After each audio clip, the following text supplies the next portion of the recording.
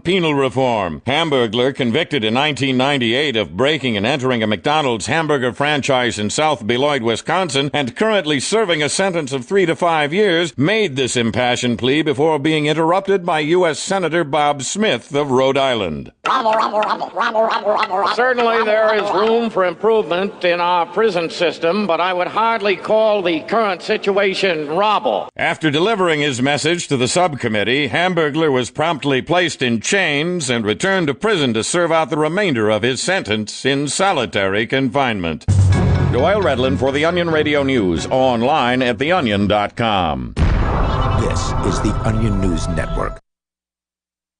Don't miss a moment of Free Talk Live. Get our archives daily via our podcast at feeds.freetalklive.com.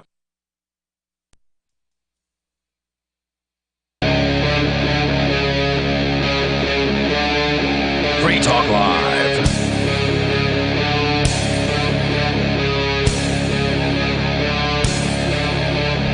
Hey, welcome to Free Talk Live, the new 2023 edition of the show. Tonight in the studio, it's Ian. It's Bonnie. And Aria. Still the same people behind the microphones, but the show... No, new year, new me.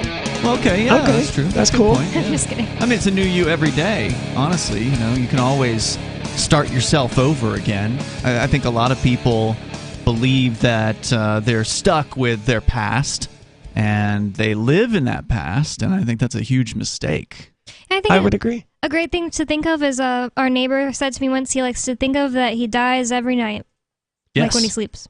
Yeah, because it is really up to you, you know, who you are, right? Like you can hold on to the past if you want to and let that rule you and, you know, let whatever bad things that have happened to you just become who you are and what you're all about, and or you can make yourself a better person and you can improve. You can't just jump from being a negative individual to a positive individual in one day, but it is a process of something that you can absolutely work on and get better at. And a person can always change, right? My favorite metaphor for this is Dungeons and Dragons. You can always just roll up a new character or insert whatever video game you want. You can always just say, you know what? I'm not having a good time like this. I'm going to make some changes. Sure. And make some changes. There's literally nothing stopping you but you. But you. That's absolutely true. And it's an appropriate conversation to have here on New Year's.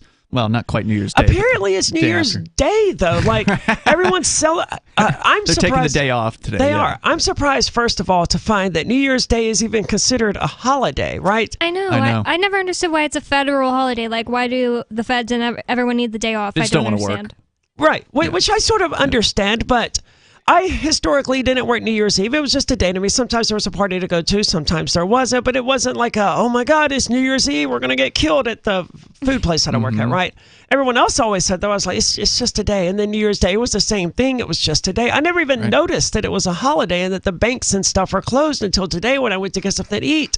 And no one's open? They were like, it's closed for New Year's Day. I was like, what do you... That was yesterday, first of all. Yeah. Second of all, that's not even a real holiday. It's just throw the old calendar away and grab a new one. It's Recovery Day. Right, you know? but that was yesterday. Yeah, exactly. That was yesterday. I think that New Year's Day is one that, if, like Columbus Day, as far as federal holidays, if it falls on a weekend, they shouldn't get the extra day. It's like not important. Maybe Christmas, if it falls on a weekend, you get the extra day on the Monday, whatever. But not that I think Christmas is super important either. But I could see that people would be like, "Oh, I need time off." But why do you need time off for New Year's Day? I think that Christmas, even being a holiday, now that you mention it, a federal holiday, is kind of a violation of the concept of separation of church and state, because it is a religious holiday. Well, I mean, I think almost all holidays are like religious, and that's why it's kind of weird to me that there's even federal holy days. It's weird. Oh, good point.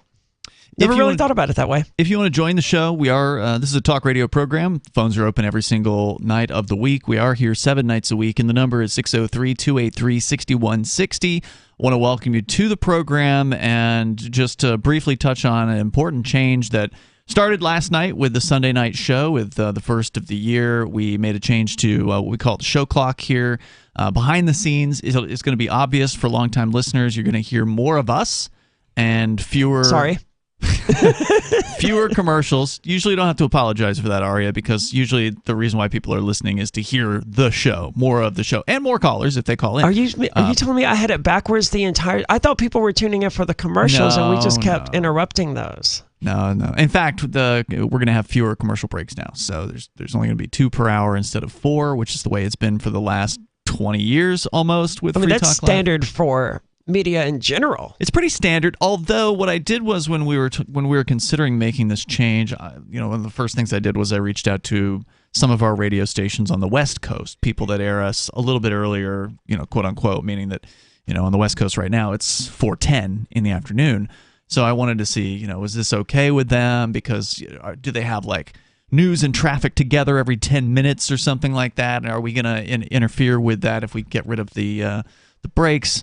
And overall, the response was pretty positive. Most of our stations aren't the big station, right? Like we're not on in San Francisco in afternoon drive, right? Like we're on in Forks, Washington, on a HD radio station or something like that. So we're not really going to get in the way by getting rid of breaks. We're not going to interfere with the stations that we have. So that was one of the most important questions. I want to know if the stations are going to be okay with it.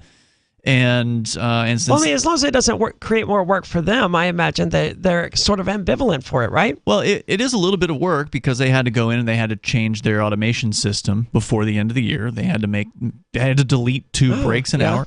They're losing commercials, right? Like so are we. So we cut out 4 minutes of what we call network ads and then 4 minutes of locals. Locals are where our local stations get to run their ads. Now they still have another 4 minutes of locals that they get to run, and we only get 2 networks. So like we've cut this thing way back. But the nice thing was they all agreed that radio needs fewer ads. That radio is this. It's old, it's been around for a long time. It's 100-plus-year-old technology at this point. And I think Aria has completely convinced me that ads just don't work anymore. Yeah, the more I've thought about it over the last several years, the more I've decided they just don't work. And only things like dedicated supporters, like Patreon and YouTube members and subscribers and how all of that crap is set up, only those things are actually going to be capable of supporting a show in the current world in the long term, I think. Well, that's an interesting discussion to have is the advertising model changing? Does it work at all anymore? I don't know, because obviously there's a lot of ads out there. I think Mark, who's our co-host and behind the scenes, he does the ad side of the show, which we don't have much of anymore, by the way. We've got one major sponsor, and that's bullionmax.com/FTL. Bitcoin.com has retired their longtime sponsorship after a decade of keeping us on board as like basically our angel sponsor. So big thanks to them. But do the old methods of advertising work? And if not, what methods of advertising do work? I mean, something must work, right? Like somebody's out there spending money on advertising and they're getting some response. Well, I don't know about that, right? I think about this as the point of view of a consumer. A lot of what I watch is like gaming videos on YouTube and stuff like that, because it doesn't take a lot of investment for me to sit down and watch a 15-minute gaming video, right? Like a Twitch video? Not really, because it's not a live stream. It's or more like a review. It's usually a video of someone playing a game or reviewing it or making comments about it. Okay. It's usually easily digestible, 10 or 15 minutes, but they usually have some sort of sponsored comment in them, in addition to the ads. But, I use an ad blocker, so I don't have to watch those 99% of the time. However, they have like the first 30 seconds, the guy says, let me tell you about this video sponsor, NordVPN or whatever. And I'm like, and you skip it. Right. Yep. Everyone either skips it. I can't imagine anyone is actually going to nordvpn.com/favorite YouTube guy and actually buying a 6-month subscription or whatever. Well, that's probably what they call in the business a per acquisition. Right. Meaning that NordVPN or whoever is not paying them up front for that advertising. Right. They're not paying them at all because no one's actually going to that link to give them the acquisition. There's probably a small number of hardcore fans. I doubt there's any. Well, that's the thing. We don't know. Yeah, we don't. We don't know. But like if you decide you want a VPN, you may think back like, oh, Nord, because that's like the only one I know a name of except for Penguins. Well, now you're touching on something interesting here, Bonnie, and that is what they call branding in the world of advertising, right? So the idea being that the more you can hit a listener or a viewer with the name of a business, the more top of mind that will be, because not everybody needs a VPN right then and there. Maybe they've already got a VPN and they're happy with it. And they just don't want to, they don't feel like going and looking at a competitor because what's another dollar or whatever, it's just not worth their time to look at or whatever. They're fine with their current VPN, but maybe their VPN will piss them off at some point. They'll do something like, release the log files to the federal government or something like that. And then they'll say, oh, you know what? I need a new VPN. And then it's that brand or whatever that comes to mind. So that is an effectiveness of advertising, but it's hard to measure it, right? Because then by that time, they're not going to remember it was / whatever. They're just going to remember the first part of the advertiser's name. They're going to go to that just normal URL for the advertiser, and whoever it was that told them about it, and it may have been 3 different shows or 5 different shows that told them about it. None of them are going to get the credit for it. Right, that's what I was going to add. It's great for the advertiser in the long run, but it's deadly for the YouTube or the content creator who's trying to make some sort of revenue off of it. That's a good point. I haven't used a VPN in close to 2 years, but I used WinScribe, which accepted cryptocurrency. They were very pro-liberty, very pro-security. I have no idea how I heard about them. It wasn't through any of these YouTube channels. It's all NordVPN when you listen to any of them. Just like this, all Raid Shadow Legends is the game that they're promoting. And that's what it's called. I was trying to remember what it's called to tell Mark. Oh, the game? Yeah. Okay. You've seen it advertised, right? Yes. Yeah. None of this wait. Are these games also affiliate links, or are they really? Yeah. Wow. Well, if you click this, you'll get all this freemium content and these loot boxes and whatever. And with the idea being that you'll go there, you'll get addicted to the game, you'll start pouring money into it because, it's basically a Skinner box designed to feed you dopamine in exchange for money. It's an app. A phone app game. A mobile game. Yeah. I can't. I've never had any attraction to mobile gaming at all, ever. The ones that are actually like games, I can get on board with, but too many of them are just blatant Skinner boxes. Describe what a Skinner box is. It was done by a psychologist whose last name was Skinner, and I don't remember exactly how they work, but it's basically a box. You put a rat in it, and you give it a button that makes the rat happy. But it's where they have like cocaine in the water or whatever, right? But it also kind of kills the rat, right? And what they learned is that if you give that mouse the button, it'll just keep pressing that button until it dies. Wow, that's scary. And I don't like the name Skinner box. Was it B.F. Skinner? I think that was it, yes. Yeah. I just don't like that name because it sounds like it skins the mouse or something. It sounds violent for sure. Well, it's not good, right? And a lot of, even South Park called attention to this years ago with Meum, the freemium, the Meum part of free, meaning not really. So it's a free game, but not really. So, the mobile gaming world is a mess, but I'm not sure any of this does anything to help the content creators. I've watched a lot of the people on YouTube, that when they do live streams, I don't watch the live streams, but they usually upload them to YouTube or transfer them to YouTube after the fact, and they get super chats and donations and stuff like that.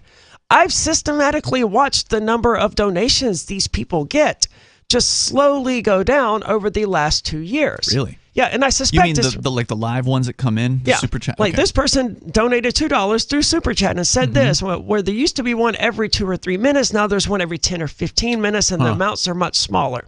I suspect this is related to inflation and just the fact that everyone's struggling in this economy. Yeah.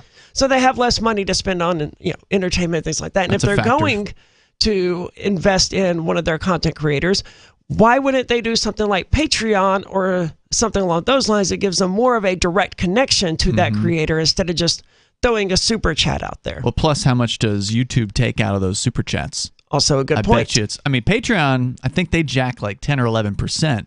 But I bet you YouTube's taking more than that. I think all of that is the way of the internet in the future and the way of just shows in general. If you like a show, throw some money at it. Help its creators. And if you don't, just keep going. I hope you're right about that, because the advertising model is a pain in the butt.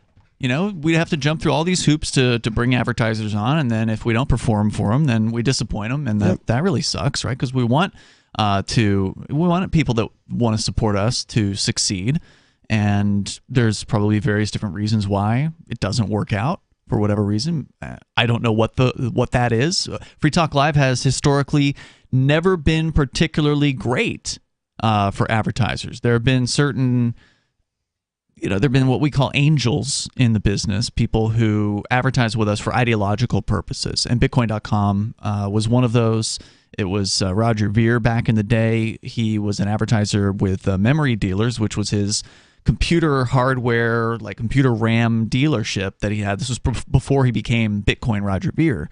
And he was advertising that business not because he ever expected to sell a single, pallet of RAM to somebody or whatever, right? Like his only customers could be wholesalers. You couldn't just go and buy a stick of RAM from him. And so, like, the odds that somebody would be listening to this show who would need a new connection in the computer RAM business is just like near to zero. Yeah, it seems pretty low. Right? So that is obviously the kind of advertiser we like, because then it's just somebody who is into us for the ideological reasons. There have been a few over the years that we've done pretty well for, I think, because they have been pretty liberty-friendly. I remember Tuttle Twins, I think, was one that got a lot of good results for us. Kids' books. Yeah, liberty-oriented kids' books. And then there's sometimes that they'll ask us to advertise, or Mark will be, like, courting them or whatever, and then we don't like the product. Like, I don't want to say what.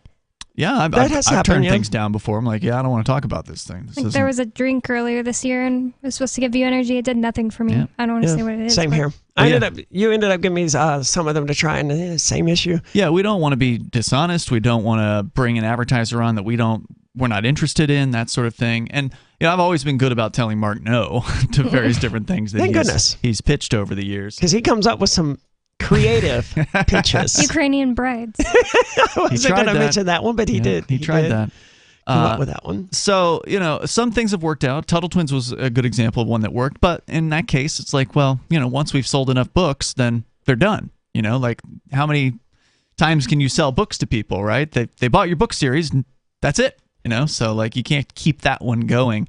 You kind of have to have, like, consumables, and then you get into the real questionable products, and it's like, we don't want to be like Alex Jones and selling penis pills, that's not something we want to do here. Well, I haven't looked at any of the numbers or any of the links or anything like that, but I'm curious. I suspect that the relationship with Bullion Max is going to be much more like the NordVPN relationship we were talking about earlier, where most people day to day, they don't really have any need to go out and buy gold or silver or anything, any precious metal. But one day, maybe 2 or 3 years from now, they're going to look up and say, you know what? I wish I had some gold backs, or I wish I had some more gold backs. What was the name of that site that I used to always hear about on Free Talk Live? Bullion Max. That's it. And then they'll go there 3 years from now, and they'll click on it, and they'll buy some gold. Yeah, and they'll forget the /FTL, and that's fine. But if it even still exists. The nice thing with Bullion Max is they are actually a paying advertiser. They're actually paying to run their ads on Free Talk Live. So it's not one of those. My perspective on that was, I hope they're having good results, right? I hope so, too. Let's go to the phones here. We're going to go open phones. You're on Free Talk Live. Who's this? This is Stefan. Stefan, you're on the air. Yes, I was going to give a quick comment. You guys were talking about advertising and super chats. And sure. Aria was talking about, why don't you go on Patreon? I think with super chats, it's more so due to the fact that I watch a lot of sports live streams and whatnot. And generally the super chats get read by the content creator live on stream, and it seems more like your voice is going to be heard on the stream than anything, and it seems like they want the attention more than they want to support the creator a lot of the time. I think that's true. That's absolutely what those people are looking for. It couldn't work for us, though, because just call the show if you want your voice on the show. Yeah, you can get on the air for free. And it's hard for us to pay attention to the chat rooms, right? Like, usually the people that are talking in the YouTube chat aren't worth paying attention to. No, but I mean, it would be relatively simple to set up something that, if someone used a super chat or something, we could make it pop up on the screen there. Yeah, hey, this person gave $5 and sent this message or whatever. Right. But if they want to do that, every single one of us would say, just call the show. And they could do that for free. But that's the other thing you got to remember. There's a generation gap where younger people they don't want to call on the phone. Don't want to talk.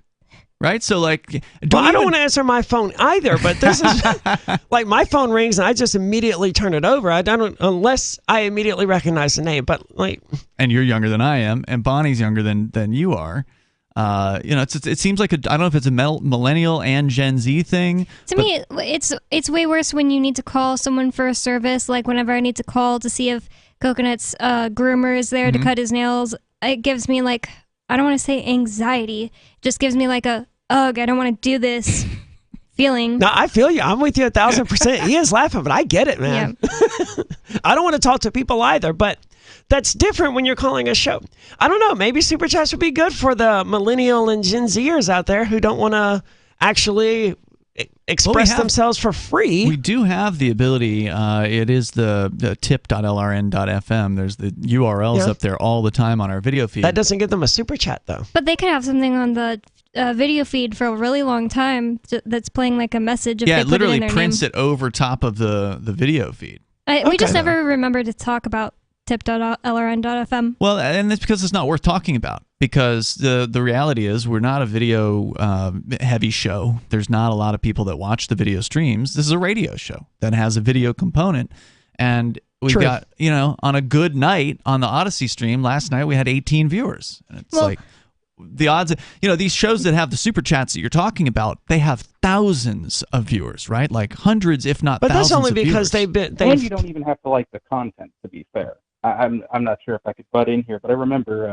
Ian, a couple years ago, you had a stream with Vincent and Christopher Cantwell, and a lot of people were donating $3 to $4 just to talk crap on Cantwell and have you read the donuts.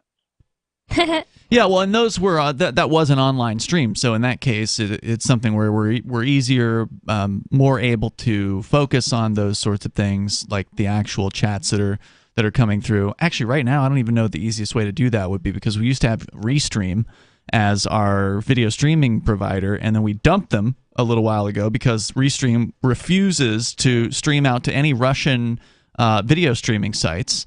Right. And so it's like, and we feel like that Cold War mentality is dangerous to human beings and to human growth. But I wanted to ask Stefan, are you a millennial? I'm Gen X, and I love talking to people. I used to bug this show every single day. You aren't Gen X. How old are you, dude? I'm 25. You're not Gen X. Yeah, you're millennial Gen or Z. Gen Z, maybe. Yeah. Oh, you meant Gen Z? Gen Z. Oh, yeah. Okay. Yeah, you're off by 2 generations. Like, I mix that up all the time, Z and X. I'm right on the cusp. I'm right on the end of Gen X and possibly the beginning of millennial. I'm what a zennial or whatever you want to call it there. Well, maybe we need to be more controversial, exactly like Christopher Cantwell, and then people let's not be exactly like Christopher Cantwell. Not exactly like that, but I mean, we have plenty of controversy, right? And those video clips that we've been putting on TikTok have been doing pretty well. Nice. Well, yeah, he's not a Nazi anymore. He's a right-wing anti-Semite. Which is totally different from being a Nazi, right? Kinda, I guess. I don't know. He's not a National Socialist. Right. In the truest, strictest meaning of the word Nazi. National Socialist, no, Christopher Cantwell is definitively not a National Socialist member of the National Socialist Workers' German Party of 1940 or whatever. Stefan, what do you think? Do you think that the old business model of advertising is on the way out? Is it over? I'm not really sure. When you were referring to branding, that's what I was originally going to call in about, because there have been instances where even with your ads that you ran a couple of years ago for like health supplements and whatnot, I would just casually remember them. Hang on to that thought. We'll continue the conversation here, because I think it's an interesting discussion, especially in light of the fact that we are cutting back, by the way. For online listeners, it's going to be like 72% fewer advertisements. Recorded advertisements. For radio listeners, you got 2 fewer breaks per hour. We can't say it's going to be 72% for radio because some stations might not play the bottom of the hour news, and some may. Anyway, there's more coming up here. This is Free Talk Live. So the protection of life, liberty, and property is what the Free State Project is all about. But it's an effort to move 20,000 people who understand. It's about demonstrating to the entire country that, yeah, we can have a free market, a truly free market. Making it just a freer, great place to live. It's the world's largest voluntarist libertarian community, and it's only getting bigger. That's amazing, to be able to move to a place where other people passionately believe in being free and independent. What the Free State Project is managing to do, though, is to put their money where their mouth is. It's physically getting up across the country and saying, let's go someplace and let's demonstrate the power of these ideas. There's a lot of kind of philosophy that surrounds liberty. There's a lot of thinking about it and talking about it. But here in New Hampshire, people are doing it. 101 Reasons Liberty Lives in New Hampshire, a documentary by Free State Project Early Movers. Watch it free at 101reasonsfilm.com. 101reasonsfilm.com. From Feature Story News in Washington, I'm Nick Harper. There's been anger in Russia following confirmation that dozens of troops have been killed in a missile strike that targeted a barracks that was positioned next to an ammunition depot. Ukraine says it carried out the attack in the Donetsk region using US artillery, but says that the true death toll is nearer 400. Russian bloggers have blamed commanders, saying that they should be held accountable for housing the soldiers alongside the ammunition. In a new interview set to air this weekend, Prince Harry says that the British royal family has shown no willingness to reconcile with him and his wife Meghan. The interview comes ahead of the release of his much-anticipated memoir later this month, titled Spare. FSN's Giles Gibson reports from London. In a trailer for the interview with UK broadcaster ITV, which airs this Sunday, Prince Harry talks about his much-publicised split with his family. It never needed to be this way. The leaking and the planting, I want a family, not an institution. They feel as though it's better to keep us somehow as the villains. They've shown absolutely no willingness to reconcile. I would like to get my father back. I would like to have my brother back. Last month, Netflix released a documentary series that took viewers behind the scenes of the early days of Harry and Meghan's relationship, their wedding and their decision to step down as working royals. The Prince's memoir is set to be released on the 10th of January. Hollywood actor Jeremy Renner is reported to be in a critical but stable condition following a snowplow accident. The actor, best known for his appearances as Hawkeye in the Marvel franchise, was airlifted to hospital after the incident at his home in the US state of Nevada. Tennis star Martina Navratilova has been diagnosed with both throat and breast cancer. The 66-year-old, who won 59 Grand Slams, previously had breast cancer back in 2010. FSN's US correspondent Benji Hire reports.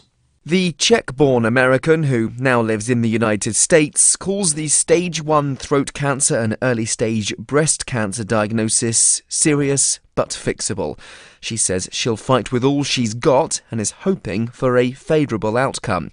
After retiring from a formidable career, becoming the oldest ever champion of a major tournament, the former world number 1 became a tennis broadcaster, though she now won't be travelling to cover this month's Australian Open. Instead, she'll receive treatment in the US. A third of the global economy will face a recession this year, according to the head of the International Monetary Fund. Kristalina Georgieva, the managing director of the UN's financial agency, says that 2023 will be a tougher year than the one that's just gone. The IMF had already cut its global economic outlook during its October annual meeting in Washington, D.C. From Bureaus Worldwide, this is FSN. We're still not sure why you'd want to watch, but our video feed is streaming nightly for free at cam.freetalklive.com.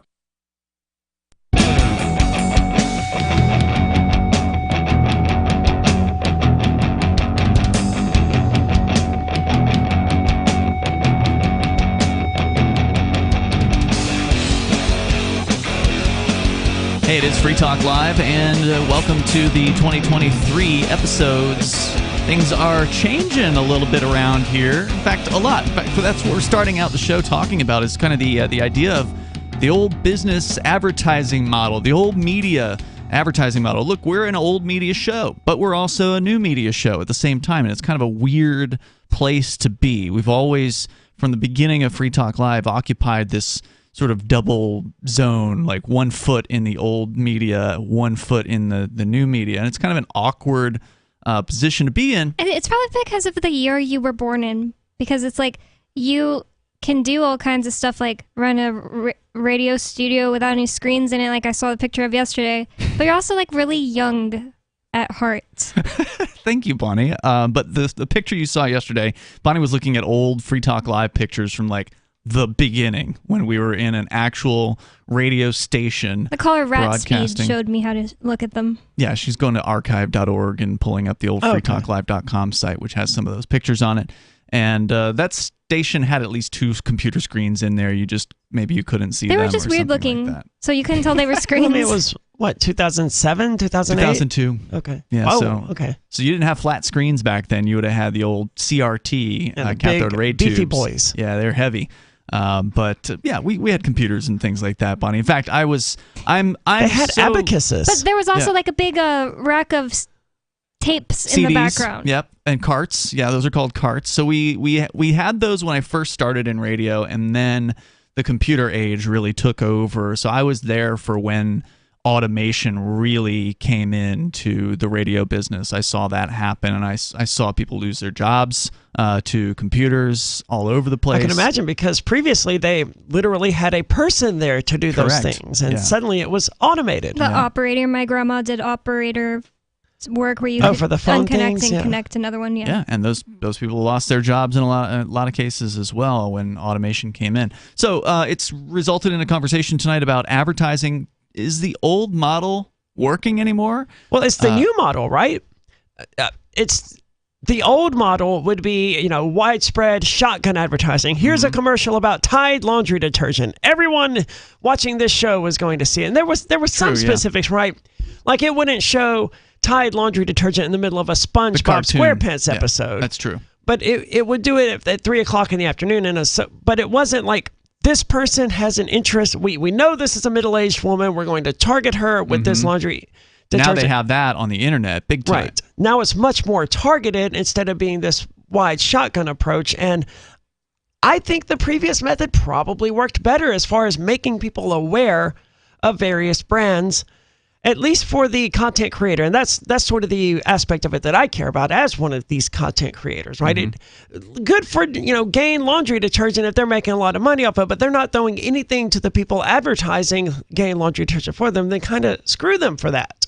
And if they're using these kickbacks, these per acquisition advertisements, then the people advertising it aren't actually getting any credit for the work. They're branding it. They're branding the hell out of it for next to nothing as far as rewards. Let's bring Stefan back on the line. I know he had another comment on the advertising and sort of the new media in today's world. Go ahead.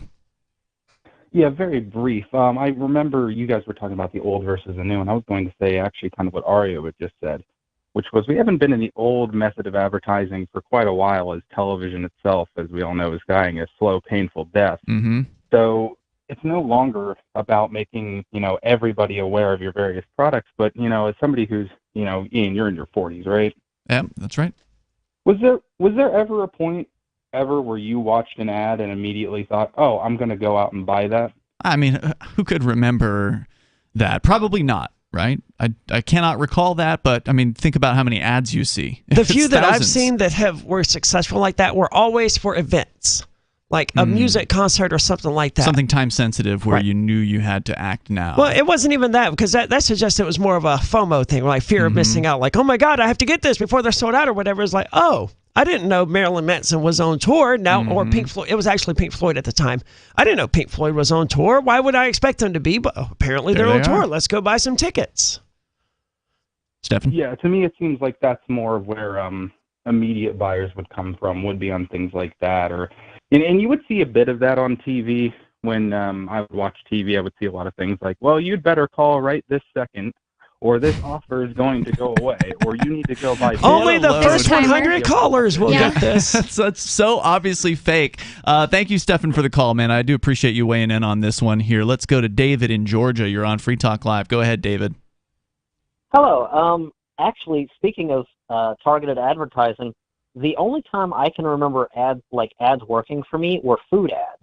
I would hear something and I'd be like, "Ooh, that sounds good," and then maybe a week or two later, I'd be going by that restaurant and I'd be like, "You know what? I'm going to stop in and try that new thing from whatever restaurant it was, because it sounded good." It just occurred to me at the end of Stefan's call too that food ads have definitely worked on me. But the thing about it is, sometimes I will see a pizza ad, but I won't necessarily go get that brand. I'll just go get whatever pizza I like because it puts me in the mood for pizza in general, you know? So I wonder how successful it is. But if it is a new product from a restaurant, like a spicy chicken sandwich or something like that, that might work on me. Like if I found out that a place had a new chicken sandwich or something, I might stop by. But yeah, I wouldn't probably go out of my way for it. But it is a good point.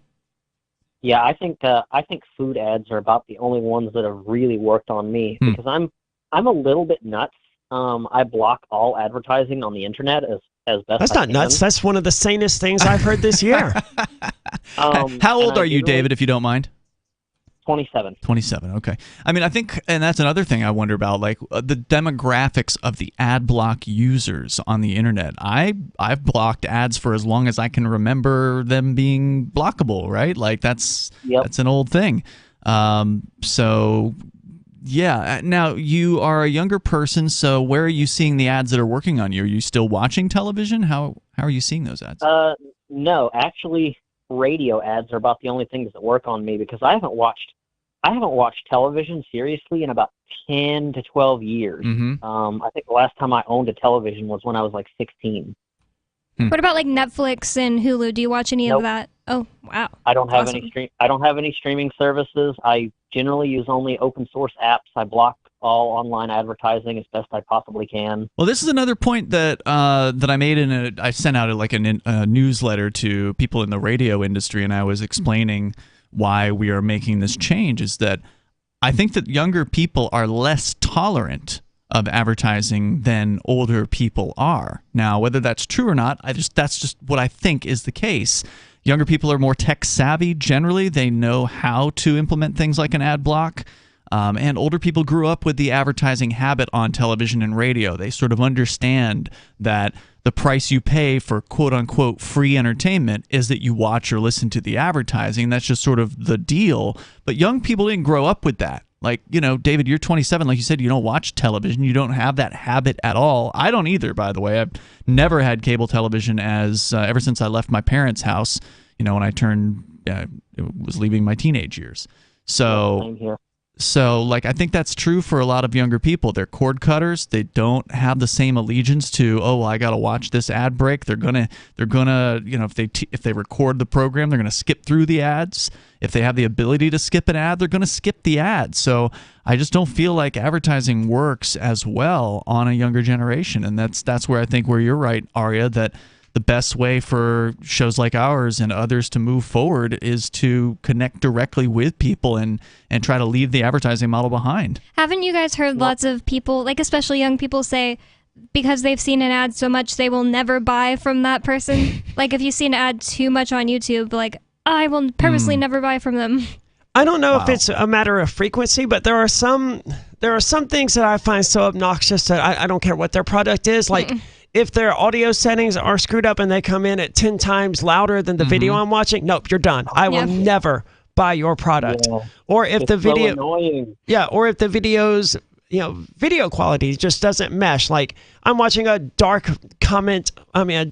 series on Halloween movies or whatever, or horror movies on YouTube, and it's dark and chilly, and then suddenly here's this bright flowery field. No, there should be some mechanism to make sure that the audio and the video are at least somewhat in sync with what you're watching. Wow. Yeah, or if it's unskippable, sometimes this happens. YouTube's like, no, you're going to watch these 15 seconds of ads, which I understand is not the fault of the advertiser, but I'm still not going to buy your crap if YouTube makes me sit through your ad. Now, if they give me that option of you can skip it in 5 seconds, it's going to make me angry, but I will just skip it in 5 seconds. Why do you make me have to watch the first 5 seconds of this before I can skip it?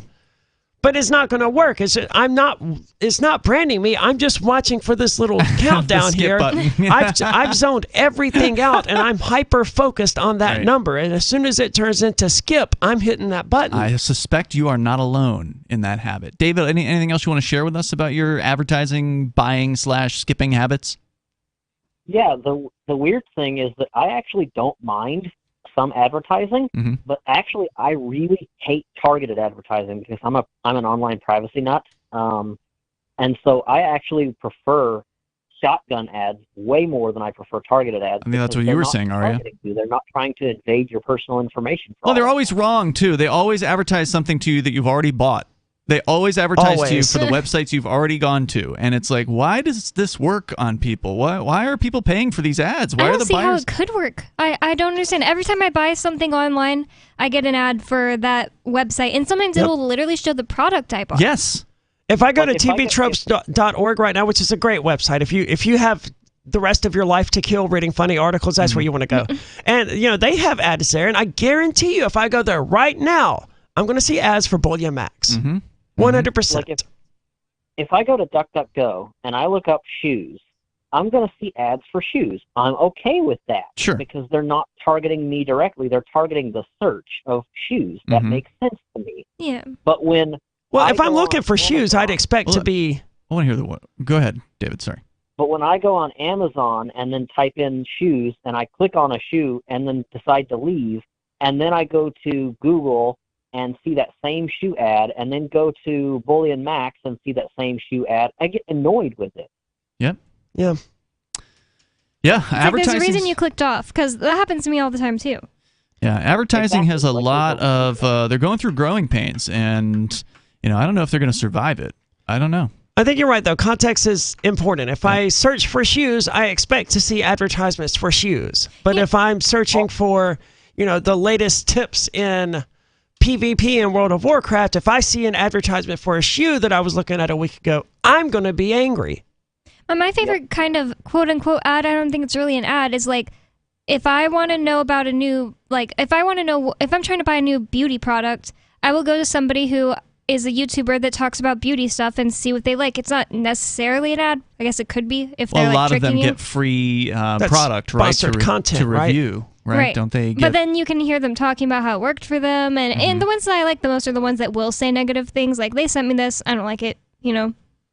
That's how you earn some cred, I would say. Maybe, but it's also unclear how many of those. Maybe they just went out and bought that one and it wasn't given to them, so they got nothing to lose. And maybe sometimes they'll say they usually are pretty transparent, they could right? Lie, don't they usually say that so and so company, Revlon or whatever, sent this over? And some of them do. That's what, some people just don't like the ones that don't ever say. Thank you, David. I appreciate your call and your thoughts on this one. Let's go to Major Payne in Michigan. You're on Free Talk Live, Major. Yeah, I've got a little bitch gripe about my local radio station here. They only carried you guys on the weekend, so that kind of gives them a check against them already. But about Thanksgiving, they went to a format where they were playing nothing but Christmas music. Yeah. It's all the way up through New Year's. Yeah. Well, now I just tuned back into them, and they're still just playing music. Yeah, it's over, man. I'm sorry. Sorry about that. You're referring to the old FM talk station in, I think it was Alpena, Michigan. Is that right? Yeah. They carried Rush Limbaugh and all of them for. Yeah, this is what happens. They blew up the talk format this year. They put on, like you said, the Christmas music. Basically, if that happens on a station you like, it's usually an indicator that your station you liked is not coming back after Christmas time. That's that's a traditional kind of way of a radio station changing formats. Is they'll put on Christmas music and then they never go back to. Well, why are they still playing Christmas music? They're not. They're just playing some other format, right? You said they still are. Yeah, they're just playing regular music now, but it's kind of hokey music too. Yeah. The question I got for you though is with your relationship with the radio stations, do you get any kind of gratuity or have to give any gratuity to these? No, the way that most talk radio of a syndicated variety, which is what our show is, works is that it's called what you call a barter system, meaning that the radio station gets our show in return for getting we get being on the air. They get a show they don't have to pay anything for, and they get to run their local commercials during the show. So that's kind of the deal. There were some exceptions to that. Rush Limbaugh was an exception. He actually charged stations, which was insane. Rush Limbaugh was actually getting away with charging stations, in many cases, more than what they would pay to hire a local guy to host that same slot. Yeah, and I think he had like 800 stations. He was the most listened to. He had a lot of them. I don't get what was so likable about him. Like, he would be on in my parents' house sometimes, but my parents liked other things like Savage more. He was first. I don't get it. He was first. He was the first angry angry white Republican male yelling into a microphone. Like that he was the, and that sounds really horrible. Like he was the pioneer. He did that. Yeah, we all owe something to Rush Limbaugh because he did pioneer the talk radio format. He pretty much created the radio show agenda. Yeah. Yeah, I mean, there were some people that hosted talk shows previous to Rush Limbaugh. It's not fair to say he did this, but what he did was he created the syndicated talk show. So there might have been a talk show host in New York City, on a big station in New York City, and that was it. So there were other show hosts before, many years before Rush Limbaugh, doing a talk format. But Limbaugh was the first syndicated talk show of any sort of repute or success. What about Art in Bell? The United was States. he like just in one city? I think he came later. No, he was very popular. Oh, Art Bell was all old. over. What would the Howard Stern show count as? Howard Stern's a syndicated morning show. Okay. Yeah. But he's like but he based came in New after. York, right? He came after. Okay. Limbaugh. Anyway, Major, sorry that didn't work out for that station. Best thing you can do is call any other talk stations in your area and ask them real nice to add Free Talk Live, and maybe they will. Yeah, well, I was just going to tell you, if you got to pay them, Jamokes, cancel that check. What do you think? I mean, you're well, before you go, Major, I mean, you're a little older than our last two callers. What are you, in your 60s? Yeah. Yeah. I mean, what are your thoughts on the advertising model? I mean, you grew up with it just like I did. Do advertisements work on you? Not generally. I mean, I know what I want and what I need, but if I see some fancy new upgraded gizmo, it might make me go, Mm-hmm. You know? You're not a TV watcher, are you? No. I got all I got is a little what do they call them, tablets, and I watch DVDs on it every now and then. That's about it. Okay. Any thoughts on the newer forms of advertising that are on? You're not using the internet very much, right? No. I am unhackable. My computer tower rides between my ears. I don't know if that means you're unhackable. I mean, at the moment, I think it does, but humans Elon Musk is working on that. Yeah, that's what I was thinking. Humans love that concept of having some kind of technology that reads the mind, and I absolutely hate it, and I think that it's one of those Pandora's boxes that's going to be open, and it's going to bite humanity in the rear for the rest of eternity, but... I can't even imagine if people knew what I was thinking about them all the time. Thank you, Major, for the call tonight. I appreciate hearing from you. The number is 603-283-6160. You know, I was not planning on talking about advertising tonight, but it's one of those tangents we go on here on Free Talk Live, and it's turned into the majority of this hour.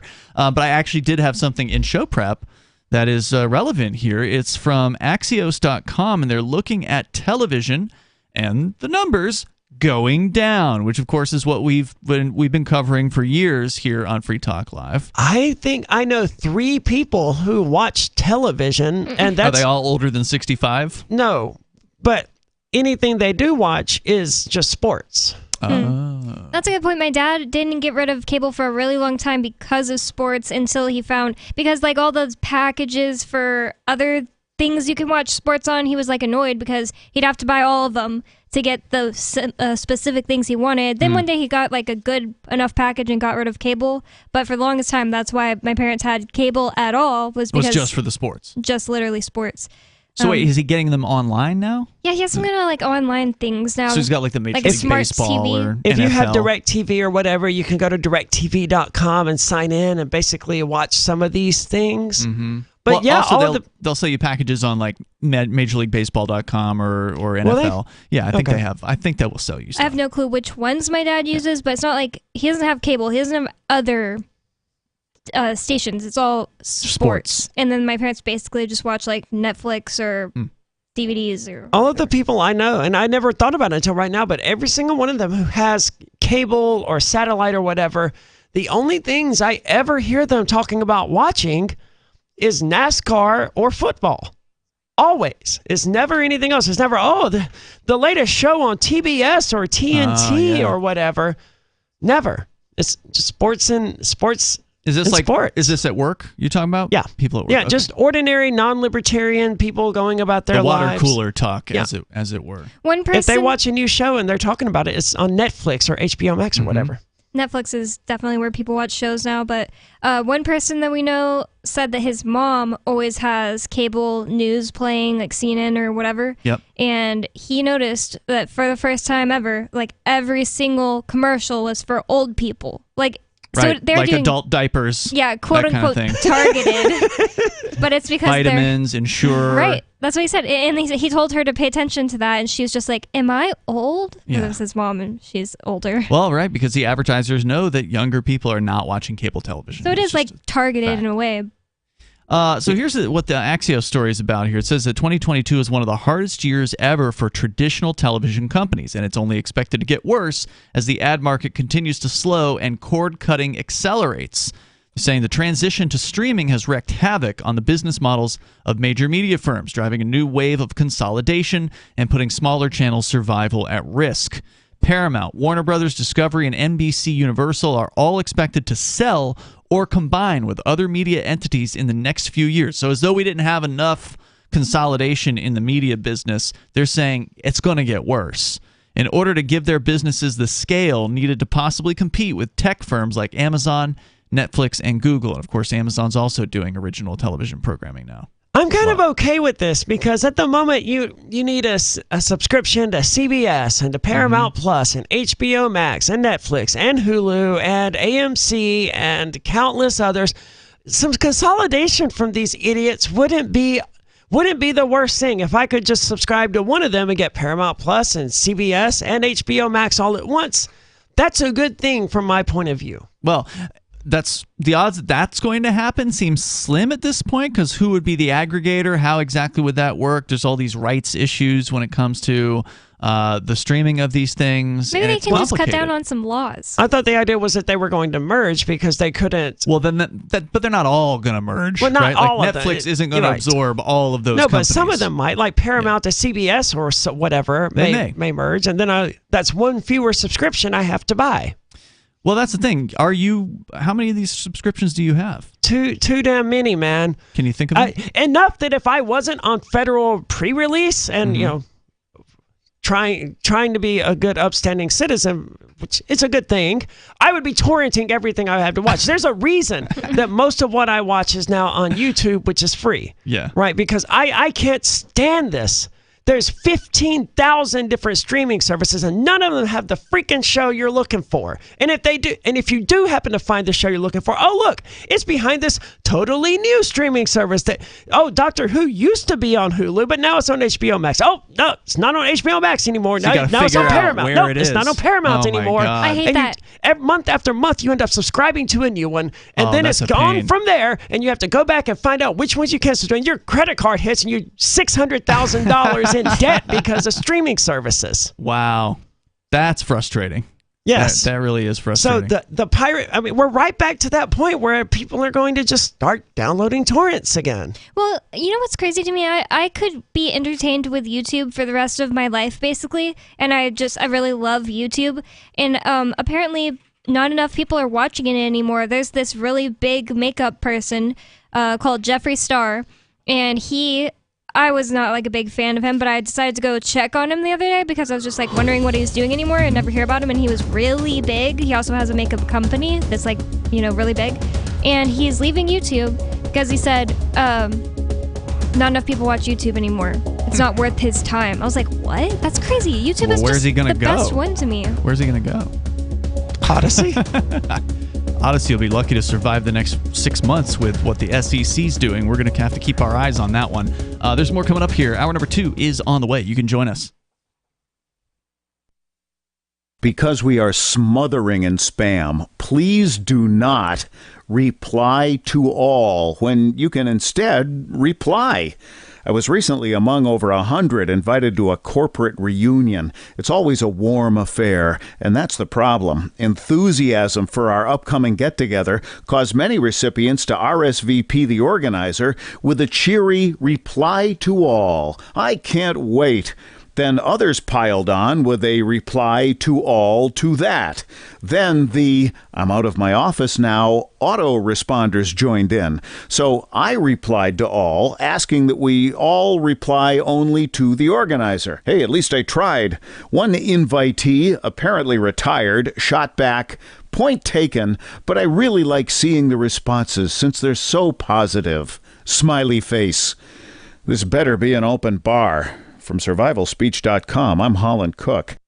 There are basically two types of advertising, direct response and branding. Radio's great for direct response with its low cost to listener ratio, but audio can't be beat for branding, which is a longer-term endeavor. You want to be the first thing that someone thinks of when they think about your product or service. If you have a local business that you want kept top of mind in your community, call the station. If you need national reach, Free Talk Live's got around 200 radio stations, millions of monthly listening sessions, can suit all budgets, and if we don't think we're right for you, we'll tell you.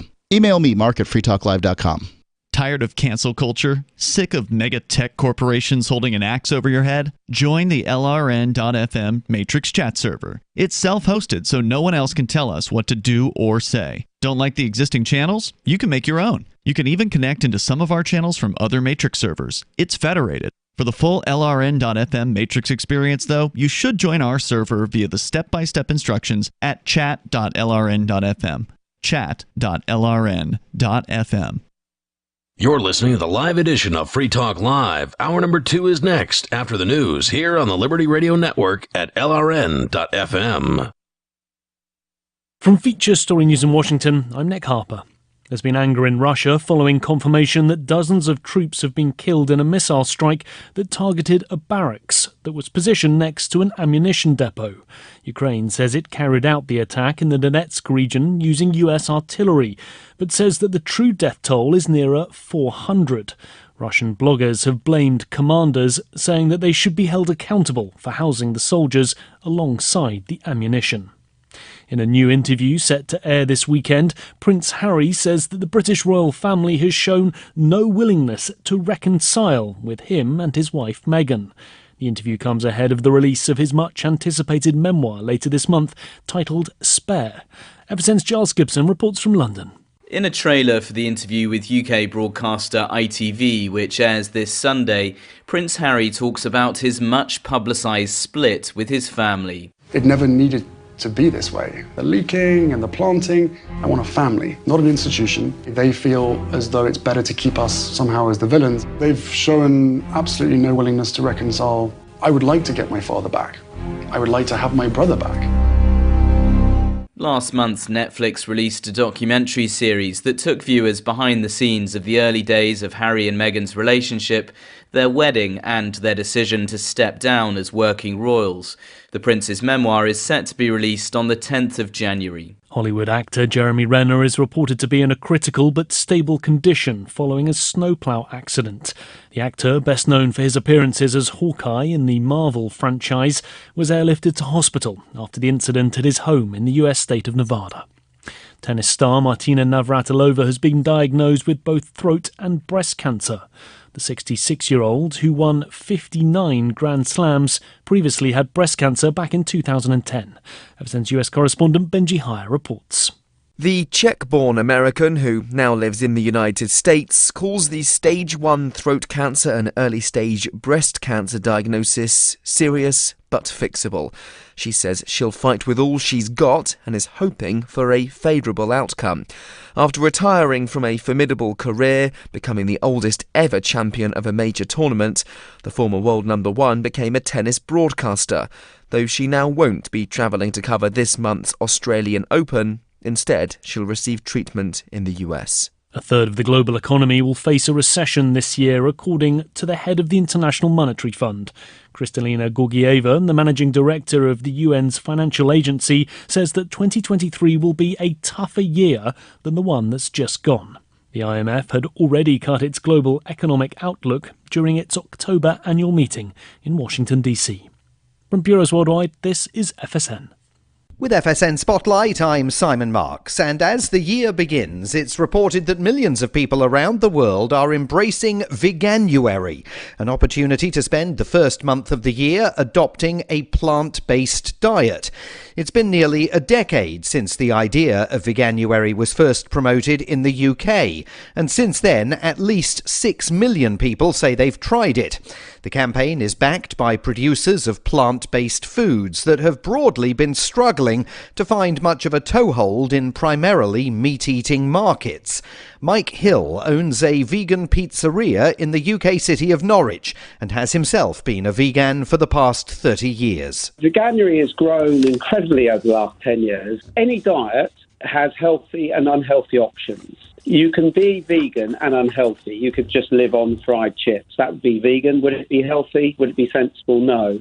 When I hear some of the things that are talked about, the risks of a vegan diet, 99% of the UK have been on a fairly traditional meat and dairy diet. We've eaten a lot of meat and dairy for the last, 100 years. Where has that got us from a health point of view? He endorses the idea of taking vitamin B12 supplements in conjunction with a vegan diet. The founders of Veganuary say it remains their goal to end the consumption of all animal-based food products. With FSN Spotlight, I'm Simon Marks. And the main news again. There's been anger in Russia following confirmation that dozens of troops have been killed in a missile strike that targeted a barracks that was positioned next to an ammunition depot. In a new interview set to air this weekend, Prince Harry says the British royal family has shown no willingness to reconcile with him and his wife Meghan. And Hollywood actor Jeremy Renner is reported to be in a critical but stable condition following a snowplow accident. That's Feature Story News. Nick Harper reporting. The CEO of Dollar Tree unveils the long-rumored foil baking pan. A new donor liver complains about the difficulty of working with Lou Reed. And a local couple keeps their marriage together for the sake of no one. We'll keep this as quick and painless as possible. This is The Onion Week in Review. A study published this week in the Journal of Financial Economics found that 83% of gamblers quit right before they would have hit the big one. Researchers confirmed that roughly 8 out of 10 gamblers who walked away from slot machines, poker games, horse races, roulette, and other games were consistently just a single stake away from winning it all, and unknowingly gave up a lifetime of fortune by quitting prematurely. Our study proved that subjects who closed an online poker session, walked away from a slot machine, or even gave up gambling altogether would have won millions of dollars in the next bet. Also, people who walk away after hitting it big are missing out on a chance to make more money. I mean, when you're hot, you're hot. In other news, an Asian guy has a separate group of Asian friends, and a vain Galapagos tortoise tries to pass for 90. This is the Onion News Network. You can help spread the ideas of liberty with our Patreon for just $5 per month at amps.freetalklive.com.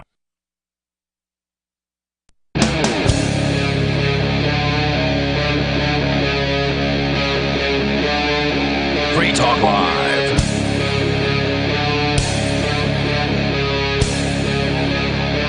It is Free Talk Live. Welcome to the program here. You can join us. And you can bring up absolutely anything you want to talk about. Phones are open. The number is 603-283-6160. We're talking about changes in the advertising world. A lot of people really hate advertising. They hate advertisements. They skip them every possible chance they can get. Because now with technology and a lot of the advertising there are ways to do that. Aria, you were just explaining something that I don't think is uncommon at all, especially amongst younger people. I mean, Bonnie and I are the same way, where if you're on some sort of video streaming service and it's some advertisement pops in, there's that little countdown timer that goes, 5, 4, 3, 2, 1, and then you can hit the skip button, and that's all you're looking at. You just zone in right on that. Yeah, never underestimate the ability of people to zone out of things they don't want to hear. Mm-hmm. A long time ago, back when I lived in Mississippi, I was hanging out with my girlfriend at the time, and we were listening to some local radio station that was playing some pop music, and some commercials came on, and sure enough, we both just completely zoned out of the commercials that were playing for the next 4. And I realized that we just played a bunch of commercials, and I'm telling you what happened, but we zoned out. We had no idea what commercials played, but as soon as the music came back, there was some cue that said, okay, pay attention again. Right. And we couldn't tell you, because I was high at the time, and that makes me think of weird stuff like this. So I was like, did you hear the commercial that just came on? And she goes, what commercial? I was like, well, I mean, there was just a commercial break, and she goes, I know. I was like, okay, so neither of us... Not a single one of them registered with. Yeah, we have no idea what was said to us. And I could have kept my headphones on just then, and I would have not heard a single one. I would have heard them, and maybe they would have registered somewhere in my subconscious, but I don't even think that, because I don't think so. You can turn off part of your brain. Yeah. There was actually a really interesting video that came out, I don't know, last year at some point that was shared in one of the newsletters. I subscribe to Holland Cook's newsletter. If you listen to our online streams, you know who Holland Cook is. He hosts some like really cool little featurettes that we played during the breaks. I really like the inflation hacks Inflation hacks, yeah. He's helping people, save a few bucks. I like when he discovered box wine. Did you know you can get like 7 bottles of wine for like $12? Apparently he didn't until recently. He does a radio like industry thing that I subscribe to. Actually, he used to charge for it, and then a few years ago he just started giving it away for free. But I wonder if he's now supported by. Well, no, I guess charging for it would have been the equivalent of being supported by Patreon. Yeah, he was doing a direct subscription model before, and I think he's just been successful enough to where he's like, yeah, whatever, here you go. You can have it for free. That's good. But he put on a video, and what it was people, I would say, under the age of 40, generally, like a group of people, lots of people in their 20s and 30s, that kind of thing. And they were sitting in a room. It was like some sort of a study. They're on video. They've got a pair of headphones on or whatever, and they're listening to a commercial break from a New York City radio station, like Z100 or something. One of these big stations. It's like been around forever. And they played literally from the end of whatever the song was to the beginning of the next song. Okay. And it was no joke. It was including the all of the elements they had, right? Like, so the disc jockey talking, the commercials, the disc jockey saying something else, more commercials. And just for the sake of curiosity, how much of each song did they put? Like the last 30 seconds? 30 seconds or something like that. So, and then finally to them rejoining the next song. And I'm telling you, if I recall correctly, it was like 11 to 13 minutes from the end of one song to the beginning of another song. I mean, if you tune in at the wrong time, that could certainly happen. It should never happen. That's insane. But it happens, especially on television. That happens all the time. The Big Bang Theory, I liked the show before it jumped the shark. Obviously, every show jumps the shark. Mm-hmm. But it did exactly this. There was 4 minutes of commercials, and then 30 seconds of the intro, whatever they call it, mm-hmm. and then another 4 minutes of commercials. It's brutal. And it was 8 solid minutes of commercials broken up by 30 seconds of stuff that people were going to tune out.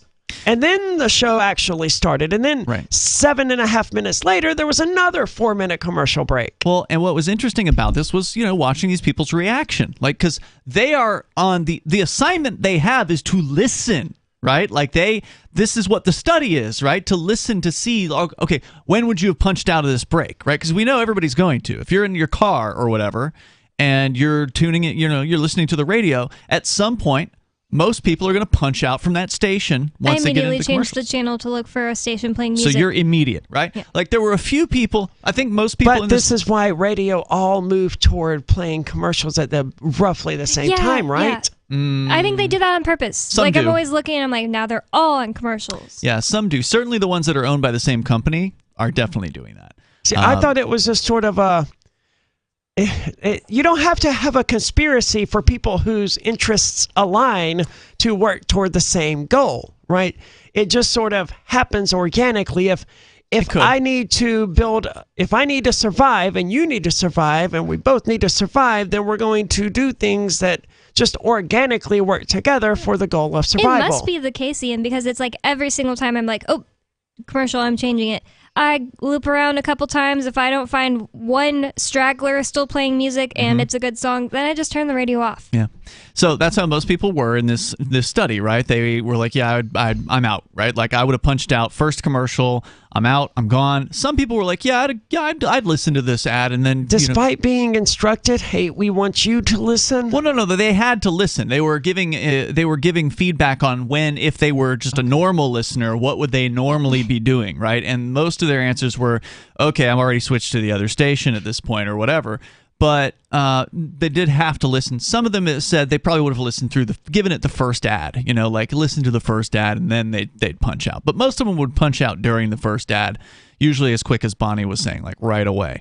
And so to have all these people who normally do not listen to a commercial break on radio actually have to sit there and listen, the reactions from these people were pretty priceless. Like they could not believe how many commercials there were and how long, and I couldn't believe it. Even as like a radio professional, I could not believe there was a 13-minute essentially break between songs on this big city radio station. That's insane.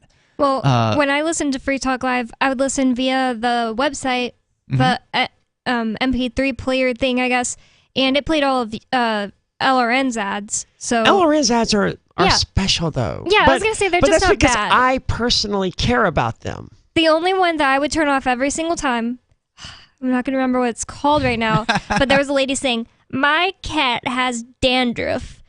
And I always just turned it off as soon as possible, and I was like, ew, that was just an actual throw the cat away. No, that was an actual advertiser. Is that Dynavites? Dynavites, yes. Okay, sounds like Dynavites. They came out with a cat version of Dynavites, and it started off, this lady was like, "My cat had dandruff." And that was so gross to me. I was always just turn off and be like, throw the cat away. Just get rid of the cat. At least you listened long enough to know what it was. Most people, they'll just punch right out, and then that's the end of it. But, 13 minutes is a long time, no doubt. But that's nuts.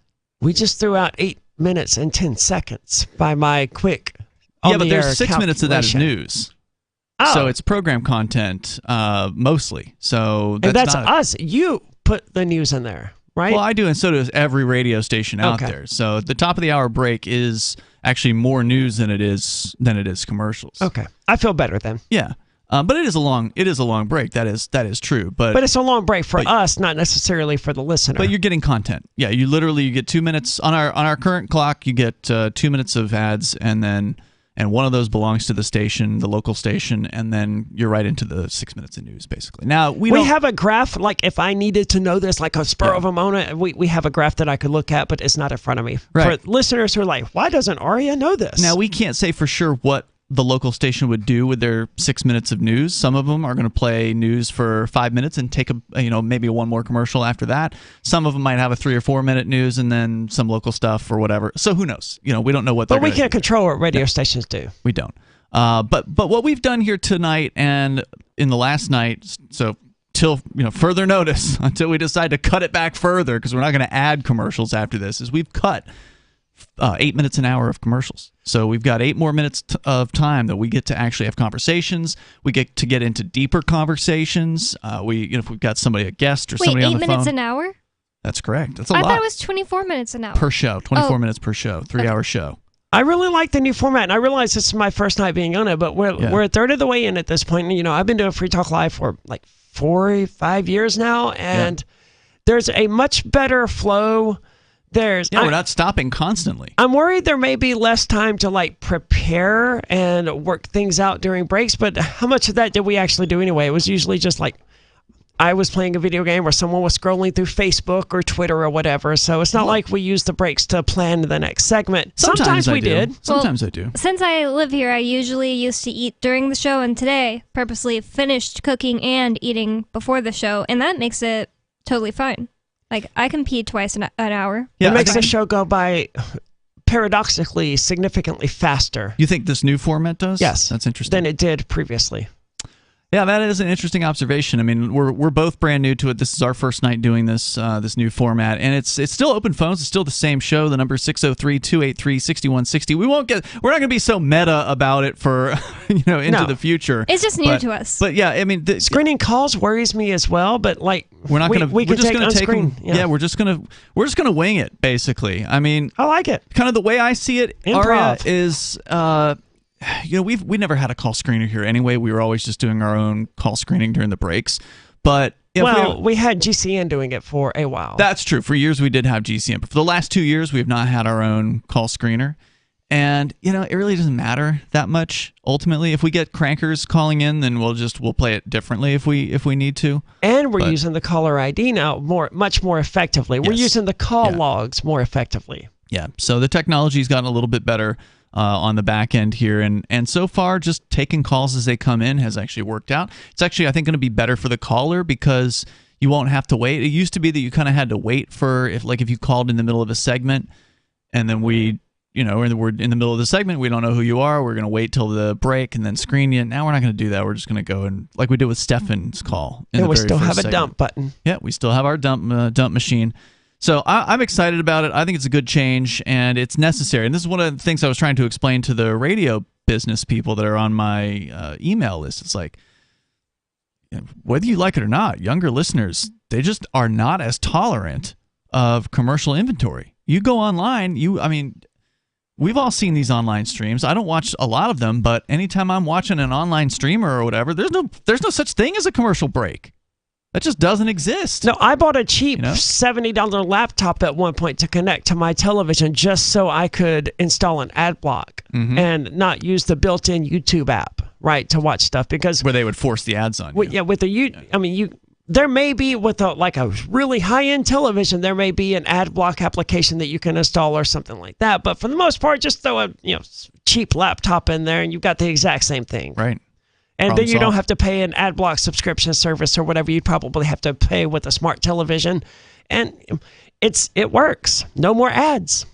So this is something that these companies are going to have to deal with, is the fact that, these old dog media companies, these ABCs, NBCs, CBS, all these old media companies that have forever subsisted on this advertiser-supported model, they're struggling to try to figure out how to get from the old world into the new world of new media. And so streaming is their solution for now, right? Like, okay, well, we still have our old channels for the 65 and up crowd that is still watching cable and or broadcast television. We still have what we would call the linear channels, right? Where a certain show comes on at a certain time, and then, maybe you can record it if you got the right equipment, but if you're not there for it, then it's gone.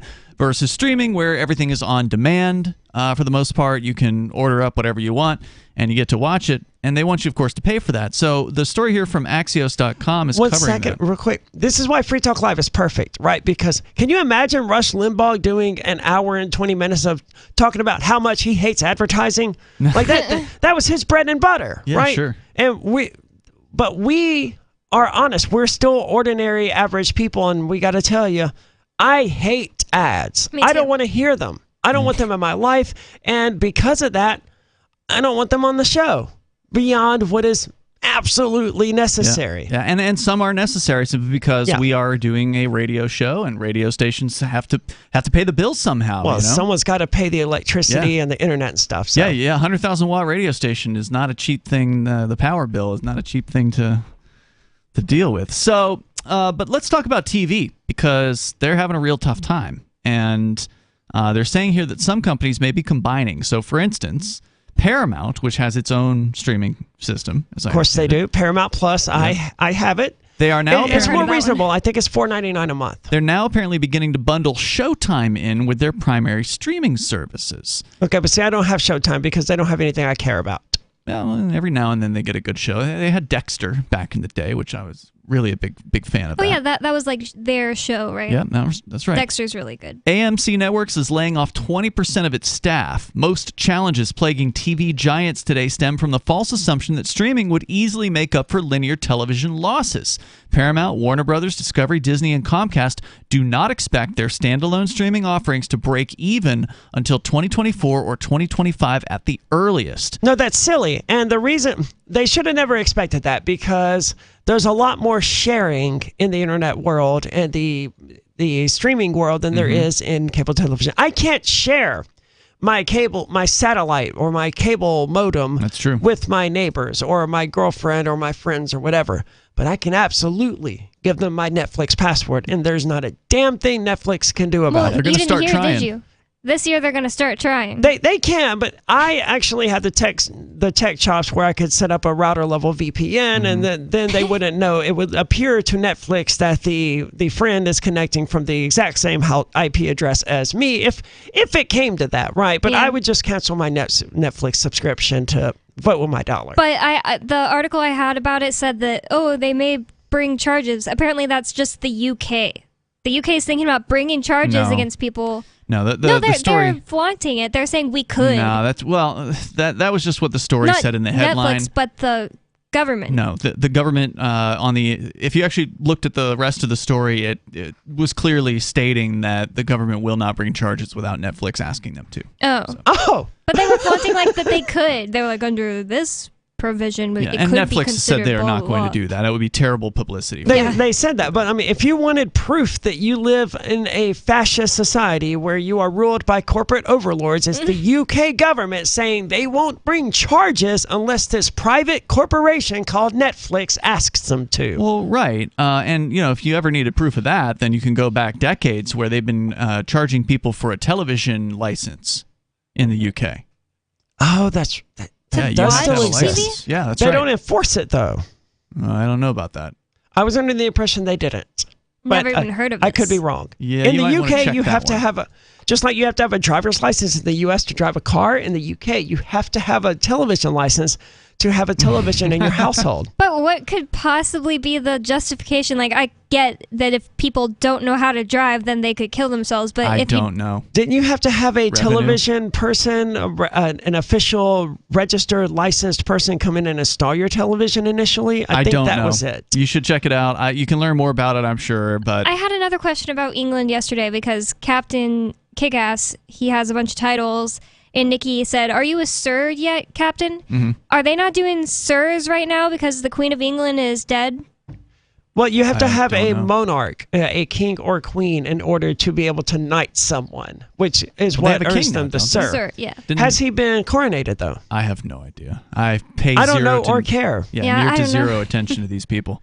But It's back their to, version of the military, though. back to the TV thing here. So, in the interim, not only is cord cutting accelerating faster than expected, cord cutting is people who had cable who are getting rid of it, like your parents, Bonnie, but so are drops in linear television viewing broadly, including broadcast. And then they link to a different story, also this one from Nielsen, which is, of course, the television and radio ratings company, where they show not enough data, in my opinion. They only go back to November of 2021, so it's just the last year's worth of TV trending data.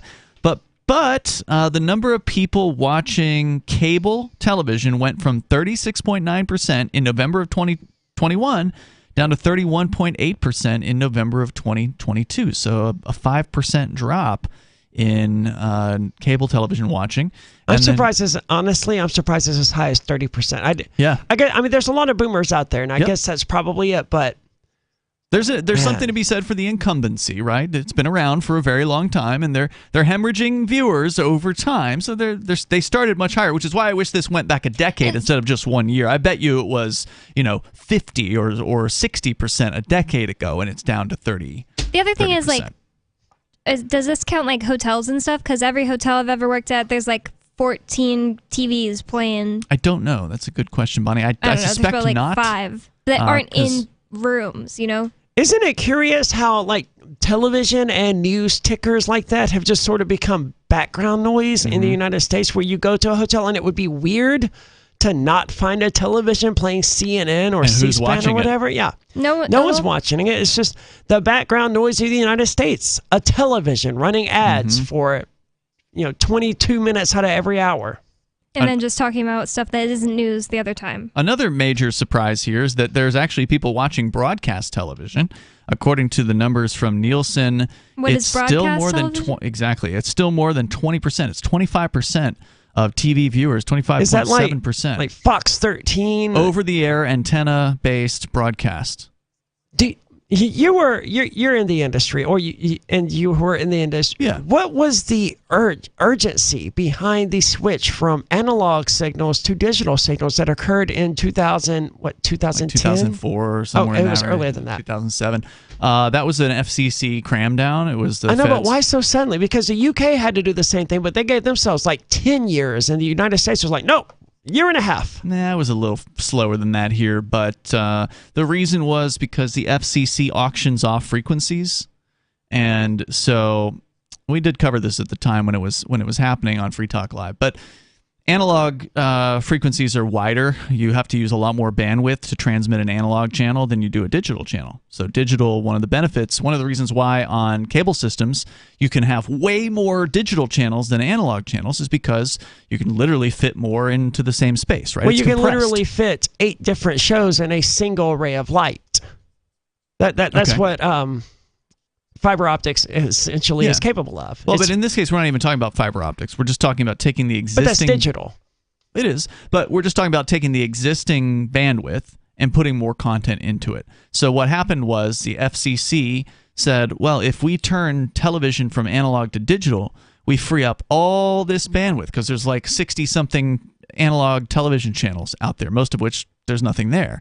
But that space is reserved, right? So once they changed from analog to digital, they could take all that space and then re-auction it to other companies that wanted to use that spectrum. So it was a moneymaker for the FCC. They'll free up all that space for no one to watch broadcast television.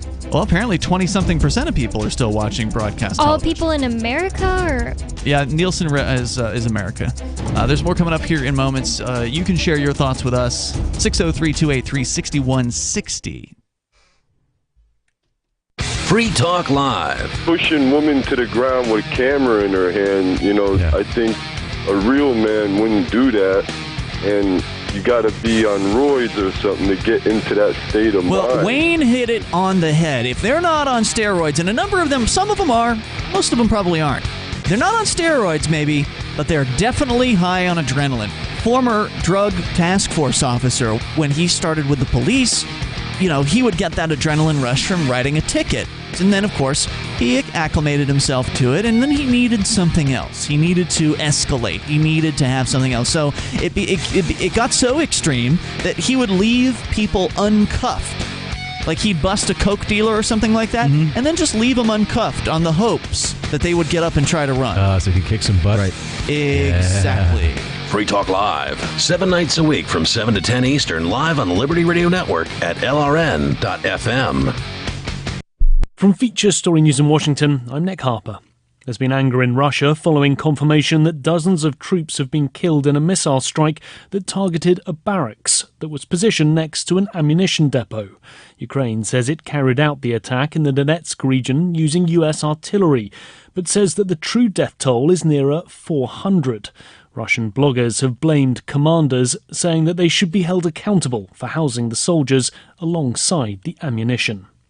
In a new interview set to air this weekend, Prince Harry says that the British royal family has shown no willingness to reconcile with him and his wife Meghan. The interview comes ahead of the release of his much-anticipated memoir later this month, titled Spare. FSN's Giles Gibson reports from London. In a trailer for the interview with UK broadcaster ITV, which airs this Sunday, Prince Harry talks about his much-publicised split with his family. It never needed to be this way. The leaking and the planting, I want a family, not an institution. They feel as though it's better to keep us somehow as the villains. They've shown absolutely no willingness to reconcile. I would like to get my father back. I would like to have my brother back. Last month, Netflix released a documentary series that took viewers behind the scenes of the early days of Harry and Meghan's relationship, their wedding, and their decision to step down as working royals. The Prince's memoir is set to be released on the 10th of January. Hollywood actor Jeremy Renner is reported to be in a critical but stable condition following a snowplow accident. The actor, best known for his appearances as Hawkeye in the Marvel franchise, was airlifted to hospital after the incident at his home in the US state of Nevada. Tennis star Martina Navratilova has been diagnosed with both throat and breast cancer. The 66-year-old, who won 59 Grand Slams, previously had breast cancer back in 2010. FSN's US correspondent Benji Hire reports. The Czech-born American, who now lives in the United States, calls the stage 1 throat cancer and early-stage breast cancer diagnosis serious but fixable. She says she'll fight with all she's got and is hoping for a favourable outcome. After retiring from a formidable career, becoming the oldest ever champion of a major tournament, the former world number 1 became a tennis broadcaster, though she now won't be travelling to cover this month's Australian Open. Instead, she'll receive treatment in the US. A third of the global economy will face a recession this year, according to the head of the International Monetary Fund. Kristalina Georgieva, the managing director of the UN's financial agency, says that 2023 will be a tougher year than the one that's just gone. The IMF had already cut its global economic outlook during its October annual meeting in Washington, D.C. From Bureaus Worldwide, this is FSN. Yep, we still do email. Drop your email address in the entry box at freetalklive.com, and you'll be kept in the loop with Free Talk Live.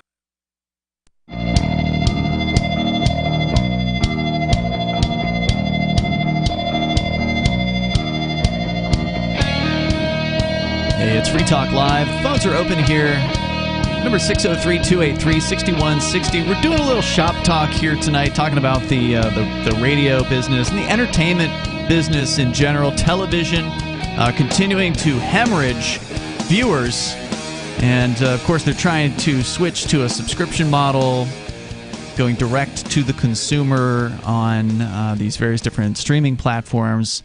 And as Aria pointed out, there's just so many of them. It's hard to chase around the show that you want to watch because they move, because of licensing, they change the deals, that sort of thing. But you know what doesn't change? When you go to thepiratebay.org, and you shouldn't do this, and you use uTorrent to download all of the episodes of Doctor Who or Star Trek Next Generation or insert favorite show, they're never going to move from your computer to a different streaming service.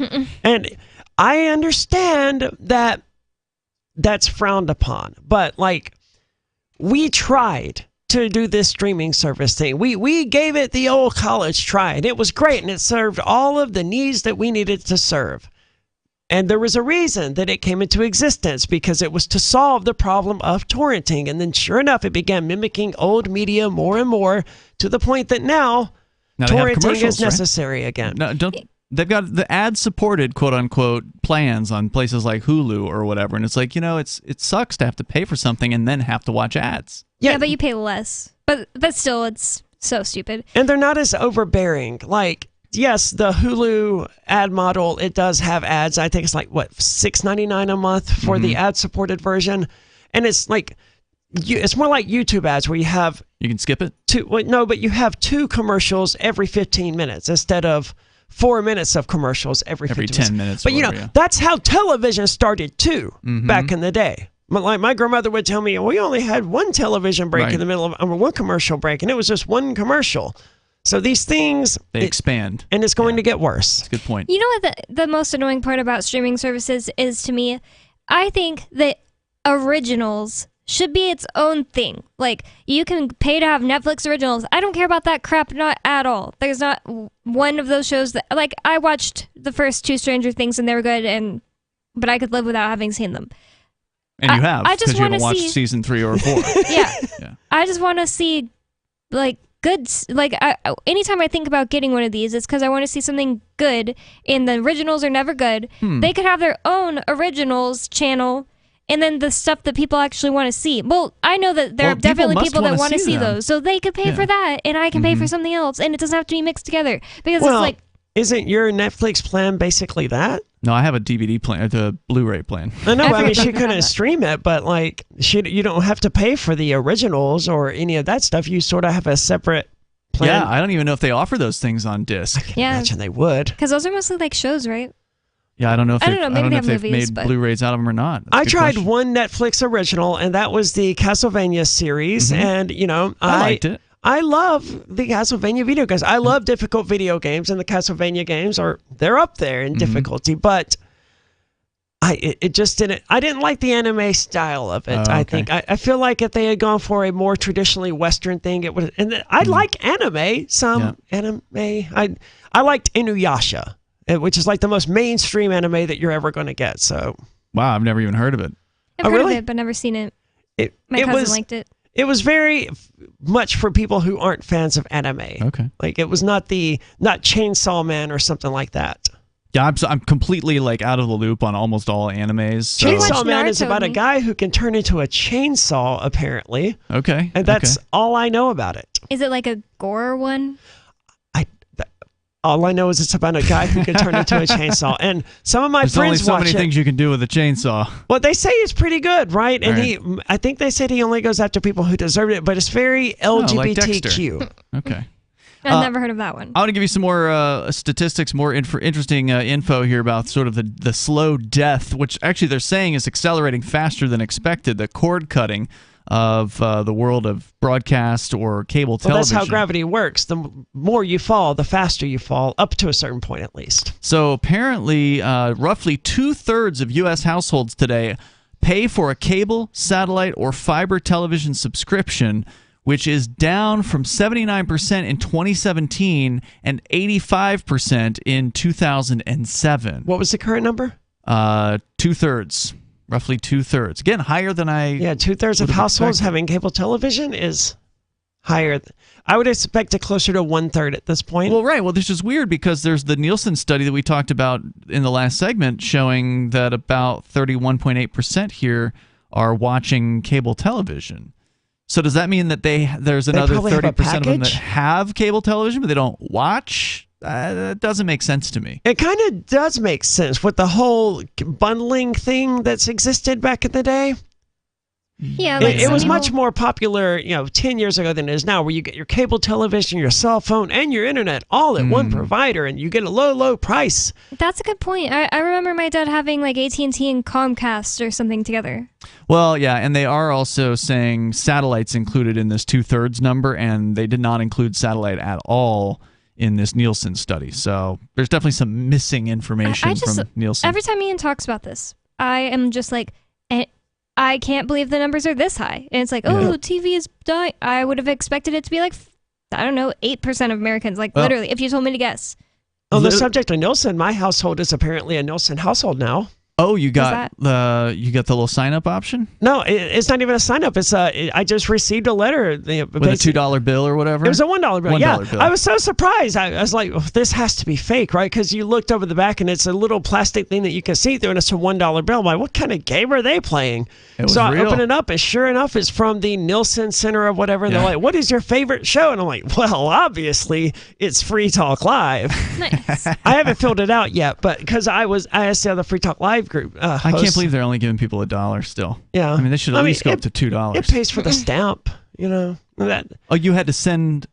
No, you didn't have to pay a stamp to send it back. I haven't done it yet. I'm going to, because, why wouldn't I take this opportunity to throw one more number at Free Talk Live, right? But yeah, sure. I've asked the Free Talk Live host to recommend a show or a different radio show or television show that they like and support that's liberty-friendly, but so far nothing. Despite surpassing expectations for new subscribers, Disney stock cratered to its lowest level in 21 years last quarter thanks to widening losses in its streaming division, despite the fact that they've got Star Wars and like all these other huge properties now over at Disney. That is crazy. How did they lose money in an era where they had The Mandalorian? I've never seen it, but Baby Yoda was everywhere. The few firms that have opted not to enter the streaming subscription wars, like Fox Corp, have fared better among investors. And then here's an interesting takeaway. You'd mentioned, I think, Bonnie, you had said that someone told you that YouTube, they're leaving, or it was a streamer. Jeffree Star. Yeah, so he's leaving YouTube. Well, apparently he's, there's plenty of people that are joining YouTube because the NFL has now announced that their coveted Sunday ticket rights package will be awarded to YouTube beginning next football season. It's the second major... will those people want to watch Jeffree Star put makeup on his face? Oh, I don't know. But the point is there's a lot of people on YouTube, and that's why YouTube got this deal, right? Like, YouTube's a huge influence in video out there. And the fact that they're going to get Sunday ticket, that I don't know what that means, but it's probably a big deal for NFL, right? Like, NFL games are on Monday Night Football, and there's Sunday for all the other games, and then there's some like rare games elsewhere.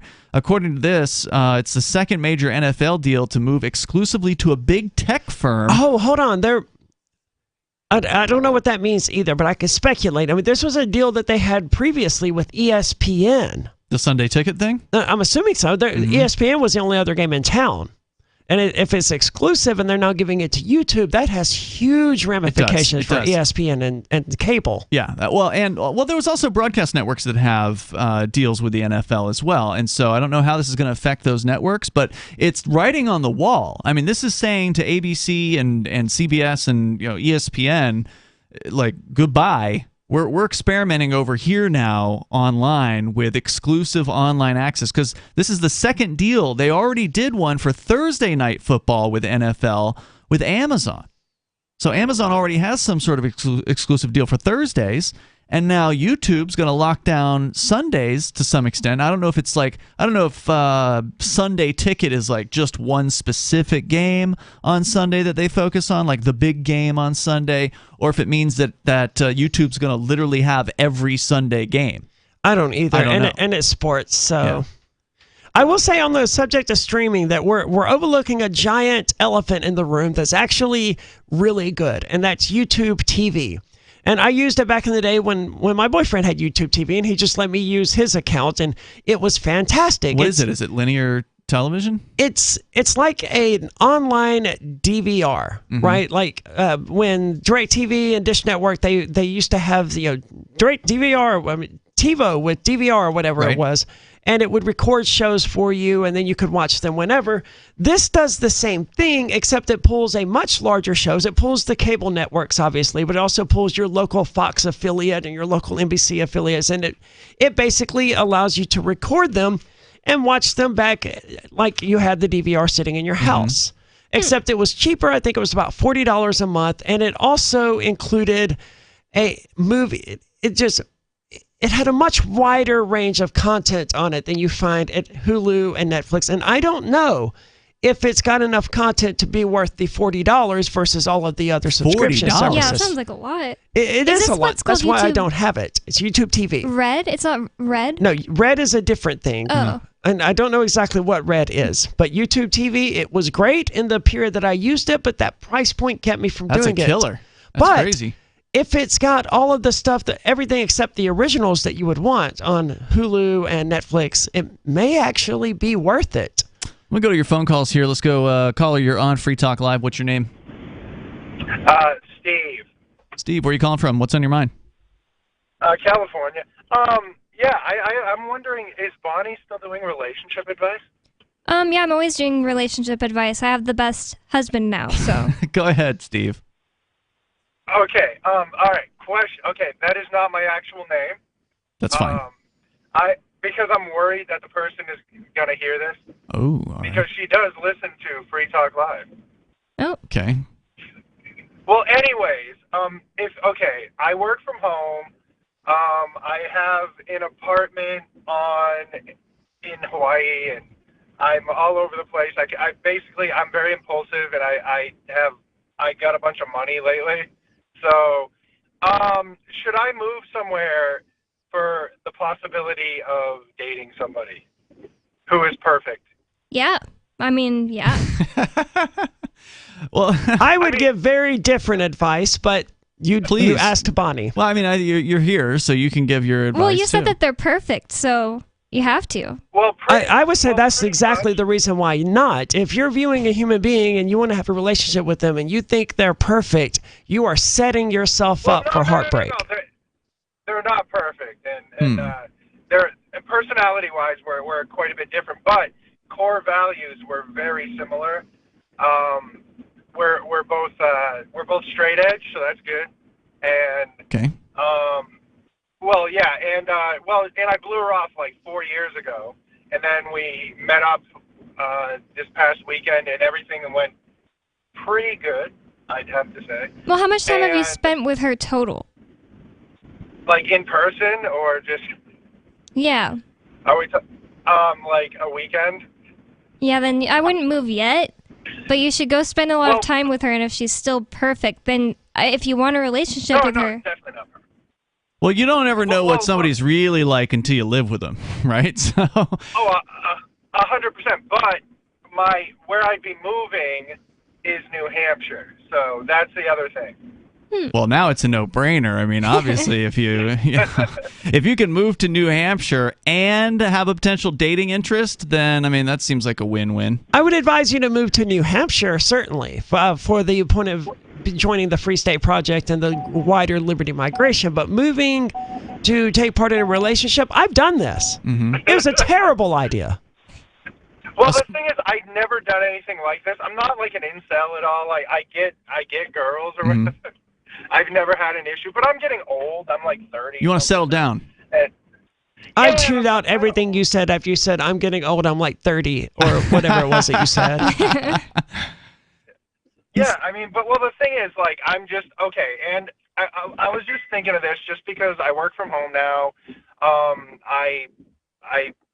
This would be like, everyone like I've talked to says I'm an idiot.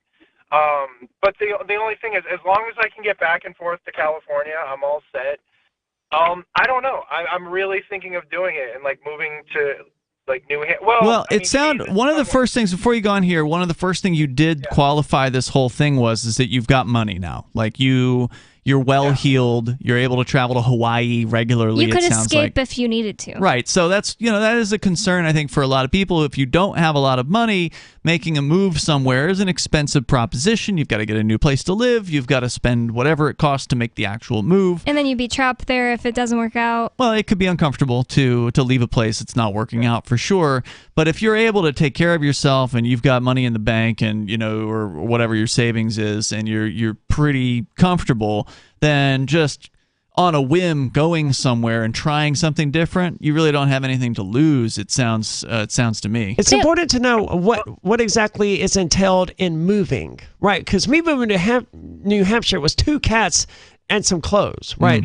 But if you have to move an entire household worth of furniture and books and whatever, that's a good question. You don't have to right away. You could see if she's actually perfect at first. But the other thing is, like, I know that you were joking about perfect, but there is such thing as perfect for you, and I feel like you just know it when you know it. Like, if you have any kind of question at all, then you're probably not the person who's perfect for you. Like, I started being like, I'm never going to find anyone that's perfect for me. I just want somebody who knows their dad. Sounds kind of mean, but it was true. Who knows their dad? Yeah, I don't know what that means. Me and my friend realized that so many of our horrible boyfriends had bad relationships with their dad. Oh, I see. Okay. It was Makes like sense. I have an awful relationship with my dad. Well, I'm not saying that. Well, that bodes well. Unwell for the girl that you like. No, according to Bonnie. not necessarily. Like, maybe she somehow can relate to that guy. But me and my friend both have good relationships with our dad, and for some reason we're incompatible with people who don't. It's so weird. I don't know. It's a daddy issues define most relationships, either because of their presence or the lack thereof. A Freudian thing. That's what I meant to say. I said Pavlov, but well, she doesn't live in New Hampshire. She lives in a city not too far away. Okay. And, Boston. I'm just Worcester. Yeah, well, no. Another one. Okay. Another one. Portland. A little further. But the big one. Okay. I think Boston. New York City. Montreal? You surely don't mean New York City. Maybe. Oh, that's a long drive. Yeah, man. that is not nearby to New Hampshire. Yeah, but just for a move. Well, I grew up in New Hampshire, so I used to take the bus to go to. I used to go to hardcore shows down in New York all the time. We used to get on the Chinatown bus. So would your plan be, just to clarify, would your plan be that you would move into New Hampshire and then regularly drive down to New York City or fly into New York City and just stay there with her? No, would she move with you? Oh, no. It's not that. It's not even close to that yet. But not even with that, yeah. But, I mean, it's kind of like I'd be doing it for, that would be part of the reason. Plus, I want to be, my mom's getting older, so I want to be close to my mom. And, and like, but so mom lives in New Hampshire still, is what you're saying? Oh, yeah, okay. She does. It just occurred to me, you said this girl listens to Free Talk Live. You spent a weekend with her. She knows your voice, dude. That's what I was thinking, too. I mean, just so you're aware of that, she's going to hear this and she's going to know. So maybe have she'll fun think with that conversation. Maybe later. she'll think it's sweet, like that he's considering moving. I think it's crazy. Well, there's plenty of girls in New York City. Crazy is fun sometimes. To be fair, you're not considering like moving to New York City to be with her. You're thinking about moving to a different part of the country to be closer to her. Sure, of course, there are already reasons to move to New Hampshire. It's not as crazy as like when I moved to Vegas to live with this chick, right? Mm-hmm. That was crazy, and I knew it at the time, right? But that's me. I'm going to roll those dice and see what happens, right? Yeah. So it's not as crazy as it could be and as it sounds on the surface. I still would recommend against it. I would recommend. The thing is, like, I've never done anything like this for a girl. Like, I mean, like, actually, my last long-term girlfriend lived in Boston. I lived in California. I just went back and forth a lot. I don't think you got anything to lose. I really don't. I mean, if you're talking about moving up to New Hampshire and then going and visiting New York City more often than you currently do, is that kind of the idea here? Yeah, that's what I'm thinking, and I just kind of have a break where, like, I left my apartment in Hawaii. Like, I got a whole apartment in Hawaii for no reason whatsoever. Just I went to visit, and I'm like, oh, I could live here, and then I got a place. And yeah, I mean, if you can afford a place in Hawaii where you don't even go, then you've got plenty of money to move. And if you're doing remote, off the cuff, that's great because lots of people have issues in like getting a job in their exact sector in New Hampshire. But if you can do remote, but live wherever you want. Here's the question. I mean, this girl's in New York City. Why is she still there? Like, isn't that a terrible place for a libertarian? What's going on with that? You'd think. Well, they have like a libertarian party there. I guess there's like 5 of them. Yeah, there's at least one kind of major person I know that was like, oh, I am from Staten Island or something. So I just dwindled it. Oh God, I feel like now I've kind of given it away because there's only like 5 of them. So and the Libertarian Party, it's probably true. I don't know any of them except one, and he just moved to New Hampshire. Good luck. Well, there's also Larry Sharp. We can figure this out. That's 2 out of the 5 right there. Yeah. Now, there's probably one female. Yeah, that's exactly what I was about to remark. Yeah. So. I kind of. Oh God, I pretty much embarrassed myself. So. I don't even have to worry about that anymore. No, because she's going to recognize your voice, dude. Well, my advice is just if you think that it could work, there's nothing to lose, and I don't think she'll think it's weird or crazy if she likes you back just as much. And if she likes you, then this is sweet, right? If you blew her off before and she's even giving you the chance again, I think that she likes you. All right, there you go. Yeah, okay. Well, anyways, so I'll be up to New Hampshire. Yay, hooray. And Ian, good luck on everything. I love everything you guys do. And thanks, man. I appreciate it. The whole thing just kind of hurts my soul. Thanks, dude. I definitely appreciate you calling, and good luck with the move, and thanks for reaching out here tonight. The number is 603-283-6160. By the way, if you've got kids in government school, you got to get them out of there. 1 out of 5 graduates are functionally illiterate. 75% of high school students are unhappy. 63% of them are disengaged. I'm surprised there's only 75 are unhappy. And according to the CDC, 19% are considering suicide. So maybe it's time to get your kids out of there.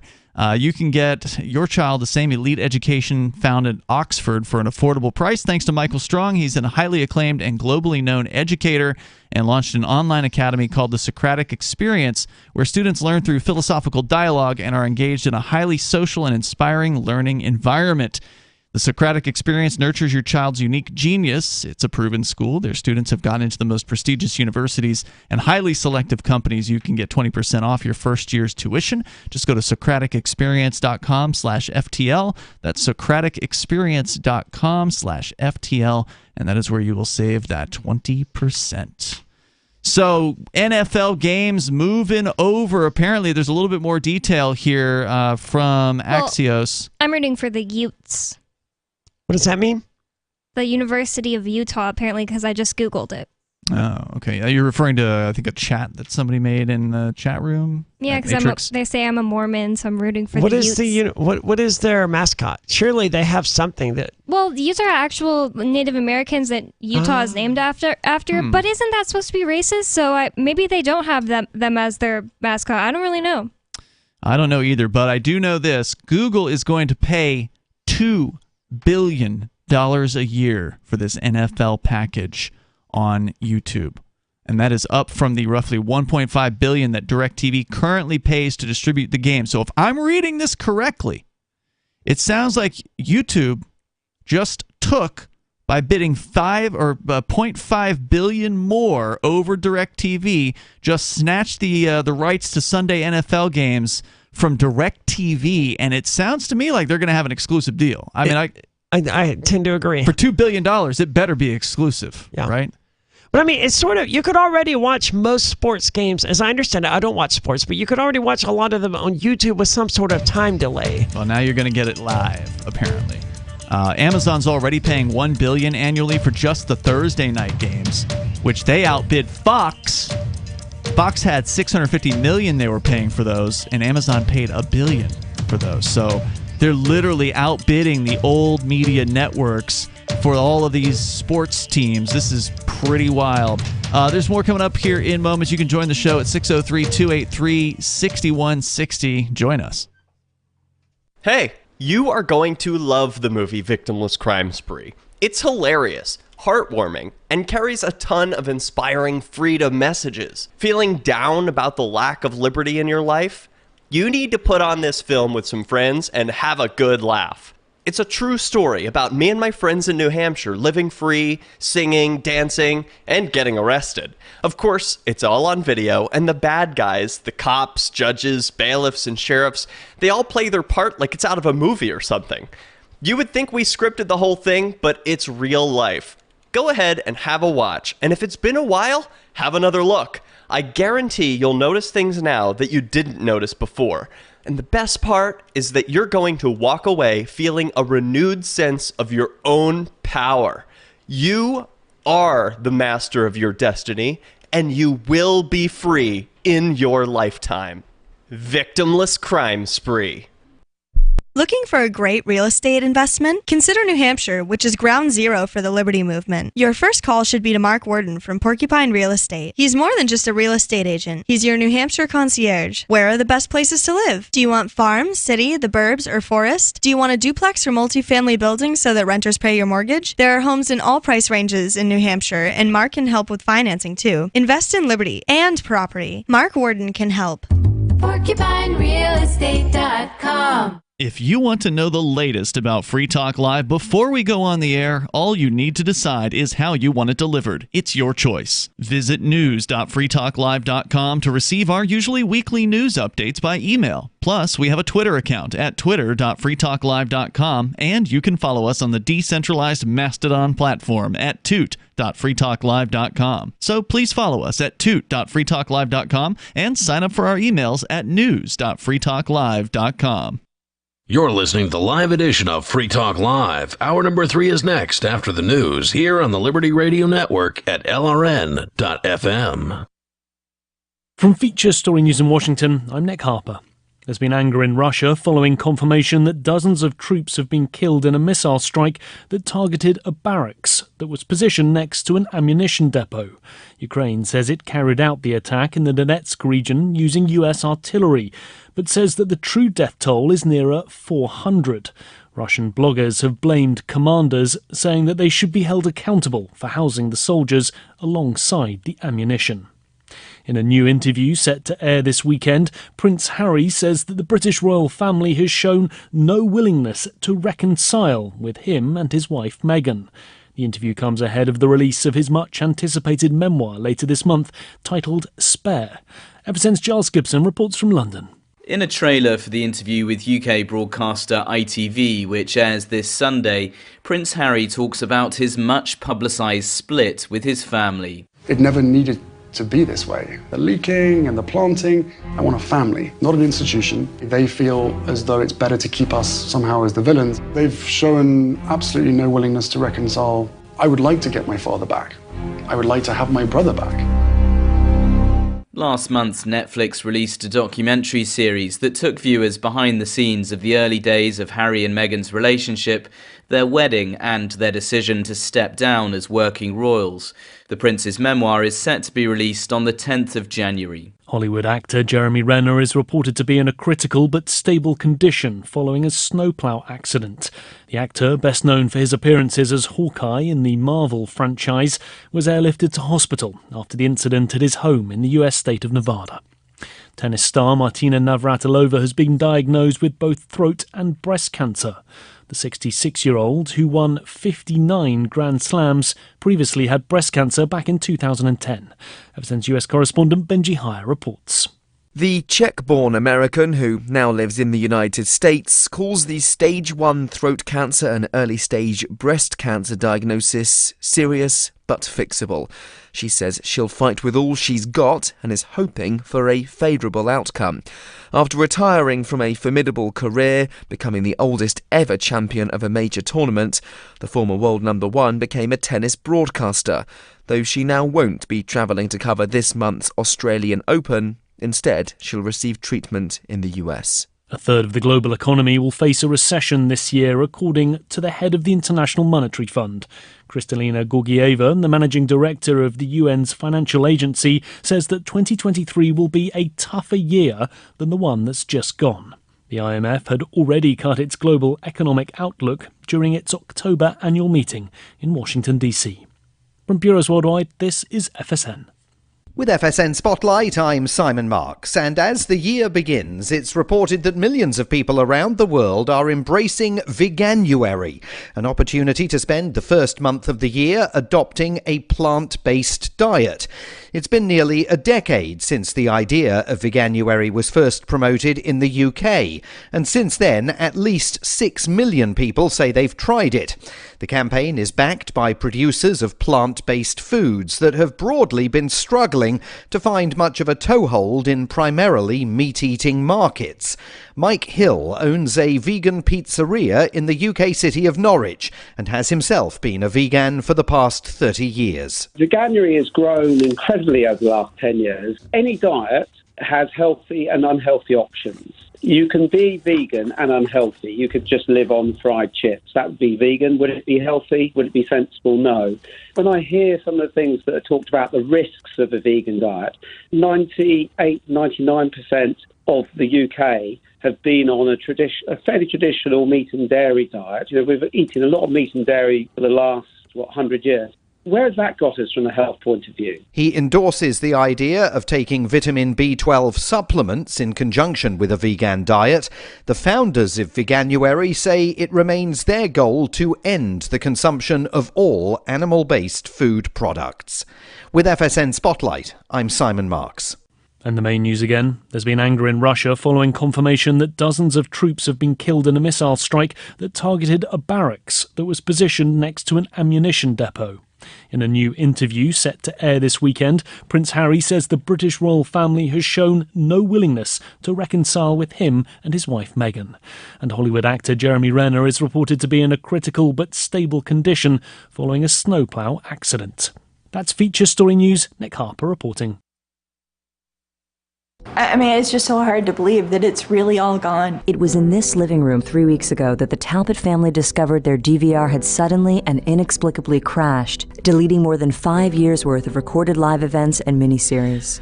I keep having flashbacks to that day, to that moment when I realized everything was gone. You know, you hear stories about people who mismanage their device settings, but you never really think it could happen to you. Honestly, it feels like some sort of a dream, like when I wake up, I'll be able to just go downstairs, turn on the TV, and all the episodes will be there again, as if nothing had ever happened. Friends and family of the Talbots have pledged their support, organizing DVD donations and offering passwords to online streaming services while the family struggles to move on. We know that we'll never be able to replace all the hours of programming that we had, but I think in the end we'll be just fine, as long as we have our 5 seasons of Seinfeld on DVD. This is the Onion News Network. Got Telegram? You can follow our channel there and discuss show prep with other listeners at telegram.freetalklive.com.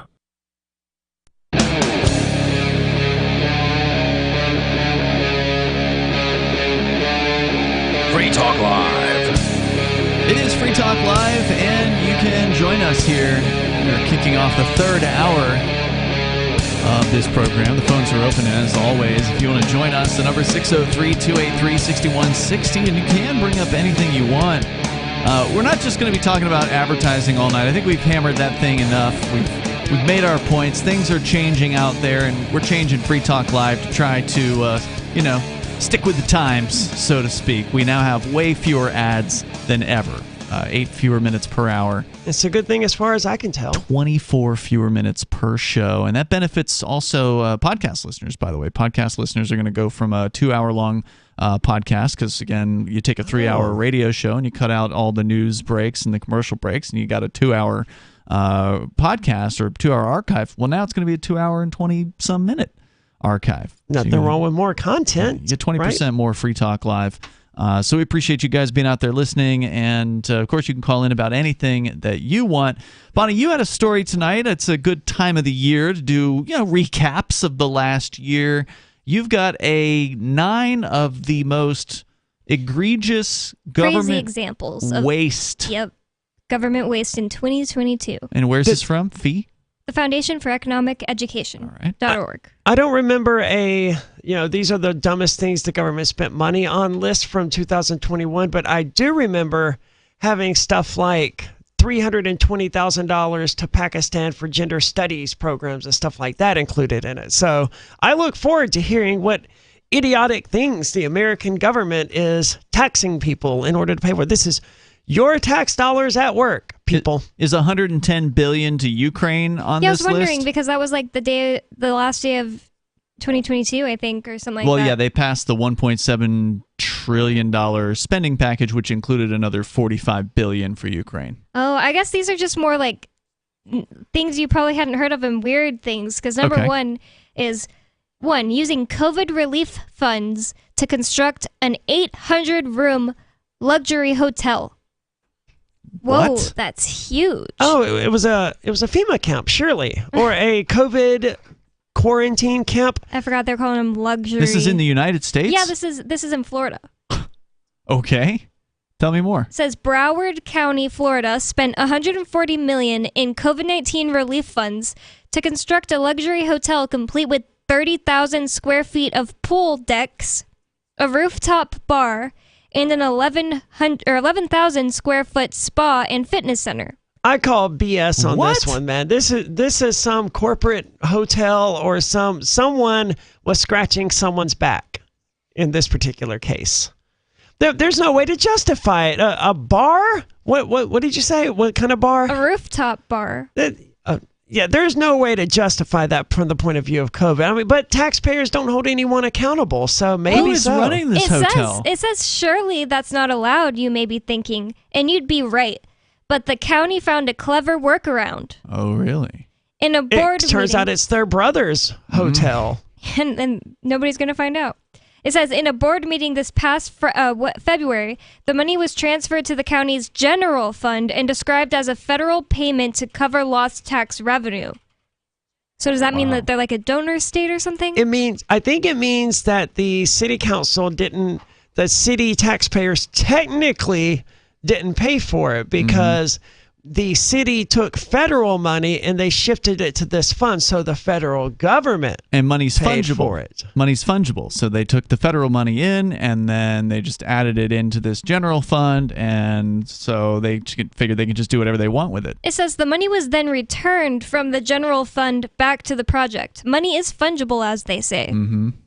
I'm still a little confused about the workaround, but I guess they figured that they'd be safe from whatever federal prosecution. But what I want to know is, how are they running this? Is this a government-run hotel, or did they give the money to, Hilton or one of these mega that's IHG? A huge luxury hotel, 800 rooms. 800 rooms? Where's Broward County? Like, what's there? Do you know? It's the East Coast. I don't know if it's I think it's north of Miami.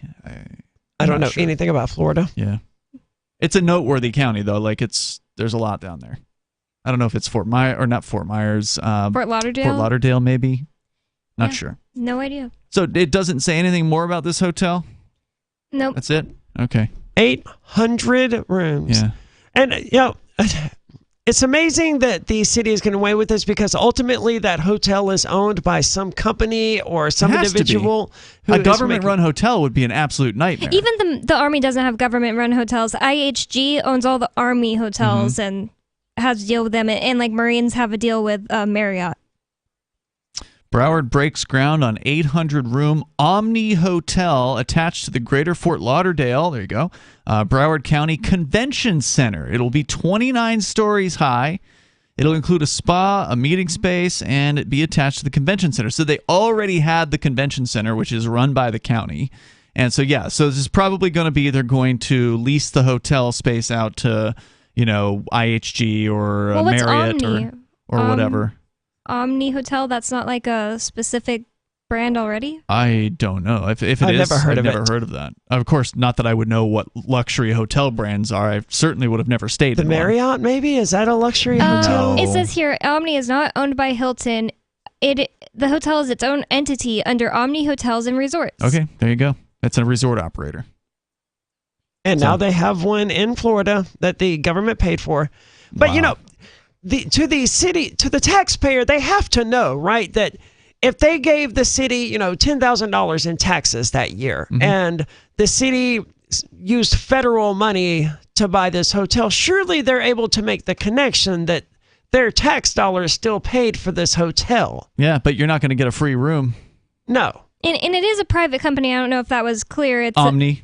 Omni is an American privately held international luxury hotel company based in Dallas, Texas. So basically, kind of like how the taxpayers foot the bill for sports stadiums. That's exactly my thought. Now you got the taxpayers footing the bill for a luxury hotel at this convention center, which the taxpayers already foot the bill for. And a lot of, by the way, these city-run convention centers are total government boondoggles. They're empty a lot of the times in some of these big cities. They paid millions upon millions to build these facilities. What even are they?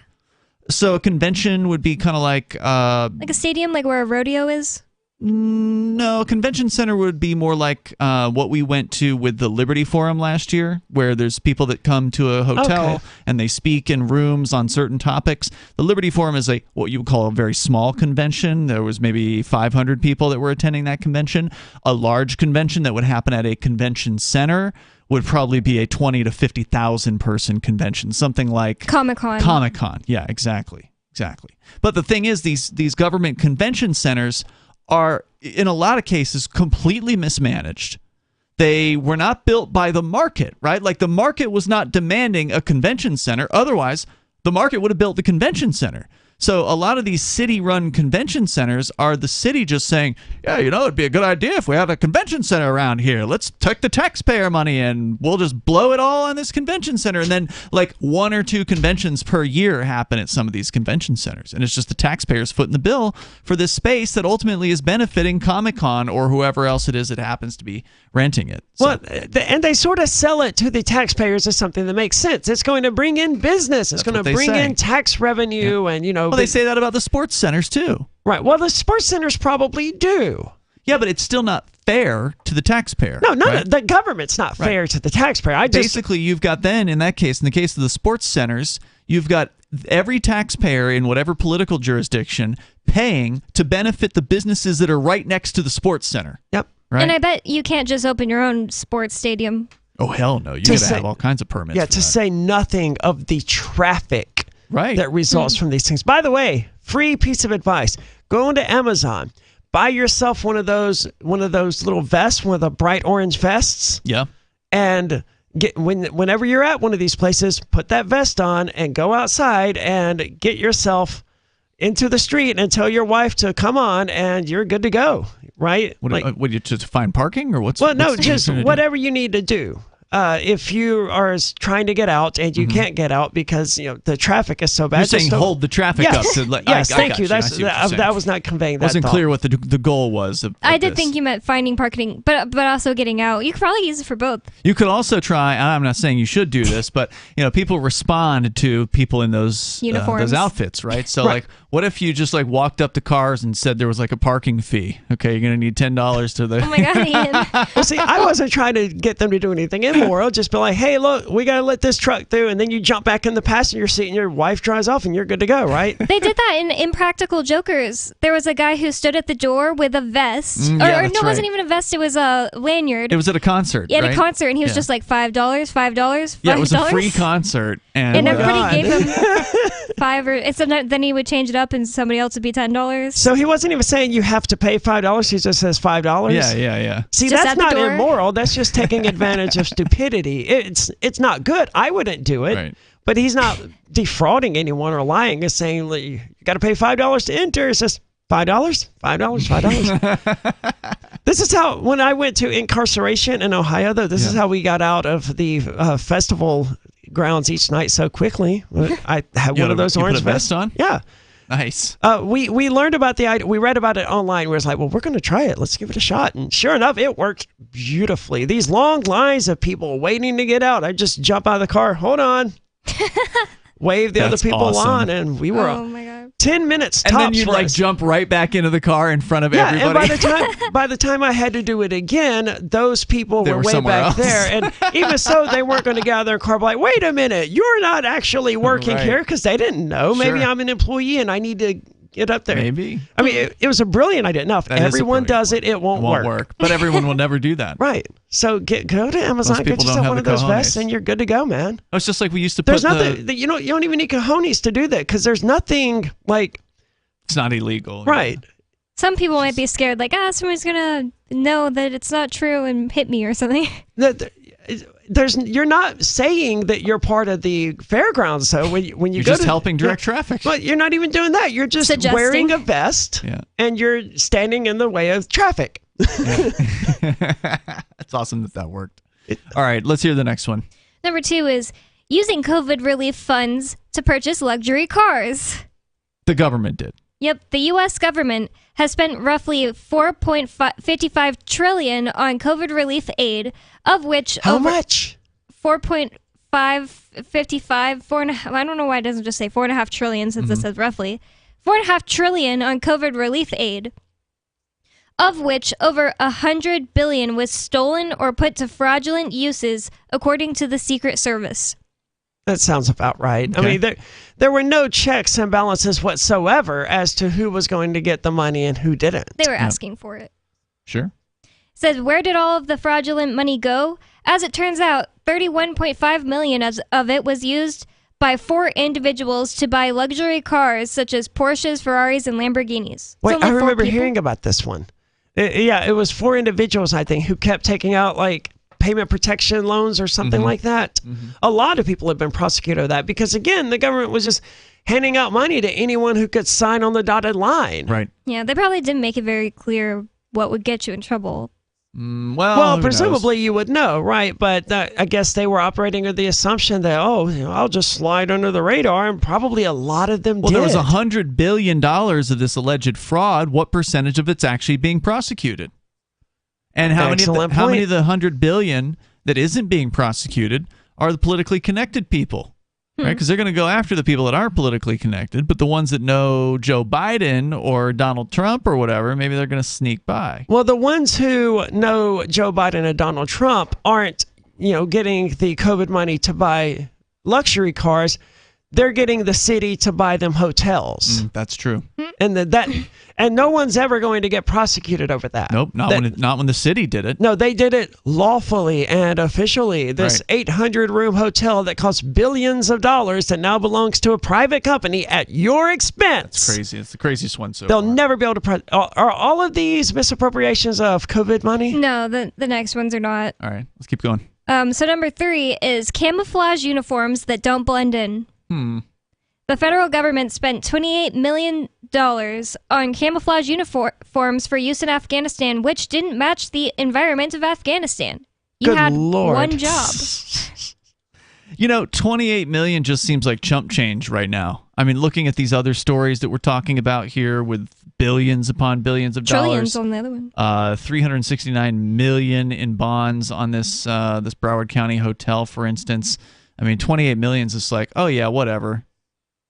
I mean, you're not. It's bad. All of these numbers are meaningless compared to the $28 trillion debt now. When you hear no, it's 31 now.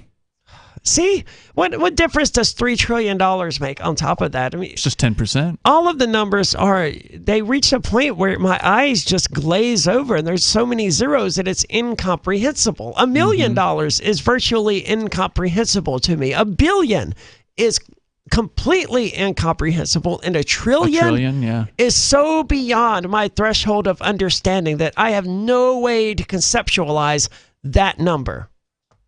31 of those. 31 of those. Yeah. So, but I have a similar issue with the 28 million. I mean, I know it's a lot. Intellectually, I know it's a lot, but against the $31 trillion, that's not even a drop in the bucket. That's nothing. Literally nothing. What else? Well, I guess they can just redo it for another 28 million to get Afghanistan right. Yeah, why not?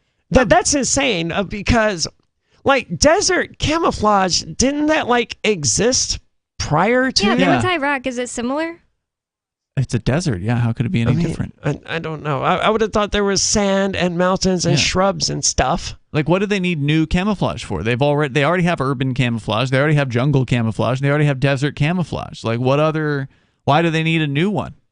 Maybe it's just because somebody wanted a contract. Maybe they bought the jungle camouflage instead of the desert camouflage on accident. Yeah, I wish it specifically said what it was. That was all it said about that one. See, that's almost believable for a government mistake. Just to make us screw up. Yeah, we just weren't paying attention and our secretary hit desert. I mean, she thought we were invading Venezuela instead of Afghanistan. Next. Number 4 is maintaining 77,000 empty federal buildings. Ooh. According to the Office of Management and Budget, wow, they have one of those. They do. The federal government spends more than $1.7 billion a year to maintain 77,000 empty buildings. Wow. Part of the problem is that the process for selling these buildings is quite long due to the various regulations involved. That is one of the problems, but this reminds me of, I want to say it was Anatomy of the State by Murray Rothbard. I don't remember exactly which book it was, but it had a point in there that just really stuck with me. And that is, when you look at these federal buildings, these 77,000 federal buildings, especially the older ones, the ones that were built in the 50s and the 60s and the 70s, you can look at it and you can see that this is an institution that really believed in itself. This, for better or worse, the people who built those things, they had this grand vision, that the New Deal era, all of that, of all of these wonderful, great things the government could do, how it could be a force for good and for the justice and wonderment of all humanity. What a load. Right, but that's what their buildings encapsulated. But you look at them now, and they're these sterile, cheap, run-down things. Like, compare a federal building built in 2022 to one that was built in 1952, and the difference is staggering. One is very similar to a church, and the other is more like a completely boring, mundane, without character. Really? Okay. I've never noticed. Fort Sam Houston, it's actually really, really pretty. Like, sometimes I'd be like so happy to be there when I worked at a hotel there, just to like. What was it? Fort Sam Houston in San Antonio. A lot of it was built like really, I don't know how long ago, but a lot of it was really actually really pretty and like Spanish-y and looks and really it's a government building? It's all government stuff, but there is empty buildings there. They would tell us like. Well, you know how modern government buildings are, like the bathroom that John Stossel talked about in Central Park, I think it was. The $2 million bathroom or whatever? Yeah, where it was drab, it was boring, it was... Institutional is the word. I yes, and that's what you get out of federal buildings that are built in the last 10 years or so versus the cathedrals, really, that they were building 60, 70 years ago. It is an institution that believed in itself, and it failed to deliver on any of its promises. It ran bankrupt. It ran itself into the ground, and all it can do now is, it's almost sad how pathetic the U.S. government is versus what it believed itself to be. Well, I mean, it doesn't believe anything. There are people who are involved. But the 77,000 buildings, they're just sitting there. It's actually shocking it's that low. Like, having lived on multiple military bases, like Dugway Proving Ground, that's got like 20 empty. I mean, it's got more than that if you could include the houses that are empty. I doubt they're including the houses. I don't know. That's a good question. Is there anything else about that one? No. Okay. Number 5 is subsidizing the free New York Staten Island ferry. The Staten Island ferry is free. The federal government is subsidizing it? Or is this just like local government stories? Well, the Florida one was a local government, so... Yeah, but it was taking federal money. Okay, yeah. It says it's free. If, of course, by free, I mean... Oh, I, of course, by free mean funded by taxpayers. Though New York City picks up most of the tab, the federal government often chips in money as well. And this year, federal taxpayers contributed a general $70 million to this venture. What does this ferry do at Staten Island? Presumably it takes people from one point to another. Like Staten Island. I assume that, but like, is it necessary? It seems like something that if it's necessary, you could... Then someone would pay for it if it was necessary. I'm assuming it's not. It's like is this the ferry that goes to visit the Statue of Liberty or whatever? I don't think that's Staten Island. That's Manhattan, isn't it? I don't know anything about New York City. Like, I've never been interested. Like, as a kid, I was never like, one day I want to go. I was always like, why would I want to go there instead of Los Angeles? Like, I don't know. I wasn't interested in cold, northern, concrete, you know? Yeah, I have been to Manhattan. We went to the Talkers conventions there for many years, and I've definitely been at one of those ferry points, and I don't think it has anything to do with Staten Island. But then again, I don't even know where Staten Island is. So, I just know the Impractical Jokers are from there. Yeah, that's the only thing I know about Staten Island is what I learned from watching that show where they say it's like the 5th borough of New York, and no one ever calls it that or something like that. So it sounds like it's just sort of a tour. The Staten Island Ferry is a passenger ferry route operated by blah, blah, blah, blah, blah. It runs 5.2 miles through New York Harbor. And sounds awful. I looked up, what is it? And I didn't get much information. So basically, some company, whatever the company is that's running this ferry, is getting a sweetheart deal from the city of Staten Island. And apparently the government. And the federal government. No, the city of New York City. Yeah, but also the federal government, right? Yeah, both. Yeah, so they're just lining their pockets running this thing. It's crazy. Now, if it was a really nice tour, then charge $10 for it or $20 for it. Does it need $70 million a year? No, of course That's it doesn't crazy. need that. But can they get it? Yeah, apparently they can. Well, you got to remember the ferry captain is union, and he's going to make $80,000 a year, and the person selling the tickets that are free is union, and they can't fire him even though the tickets are free. Right. Well, we still need to have tickets. Right. And that's $100,000 a year. They're printing them out on a dot matrix printer. From 1980. They've never upgraded. Got a little Game Boy printer in the back. All right, there's more coming up here. The number's 603-283-6160. You want to weigh in on government boondoggles, you can join us. On Free Talk Live, we're bringing people to the ideas of liberty every day. From wrestling superstars like Glenn Jacobs. You guys really are having an impact, I believe. Like I said, a lot of where I am now is due to listening to Free Talk Live. You changed my mind on some very important issues years ago. To random people tuning in on the radio. I was kind of stuck in the left-right paradigm. I heard your show by chance on a Saturday night. From there, I went on, joined the Free State Project, and become an amplifier. So, I mean, that's really the reason why I amp is because I know that if it wasn't for you guys being on as many stations as you are, I never would have found the ideas of liberty. You can help more people hear the message of liberty by joining Free Talk Live's AMPS program on Patreon for as little as $5 a month. And you'll get access to special perks. Visit amps.freetalklive.com, amps.freetalklive.com. From Feature Story News in Washington, I'm Nick Harper.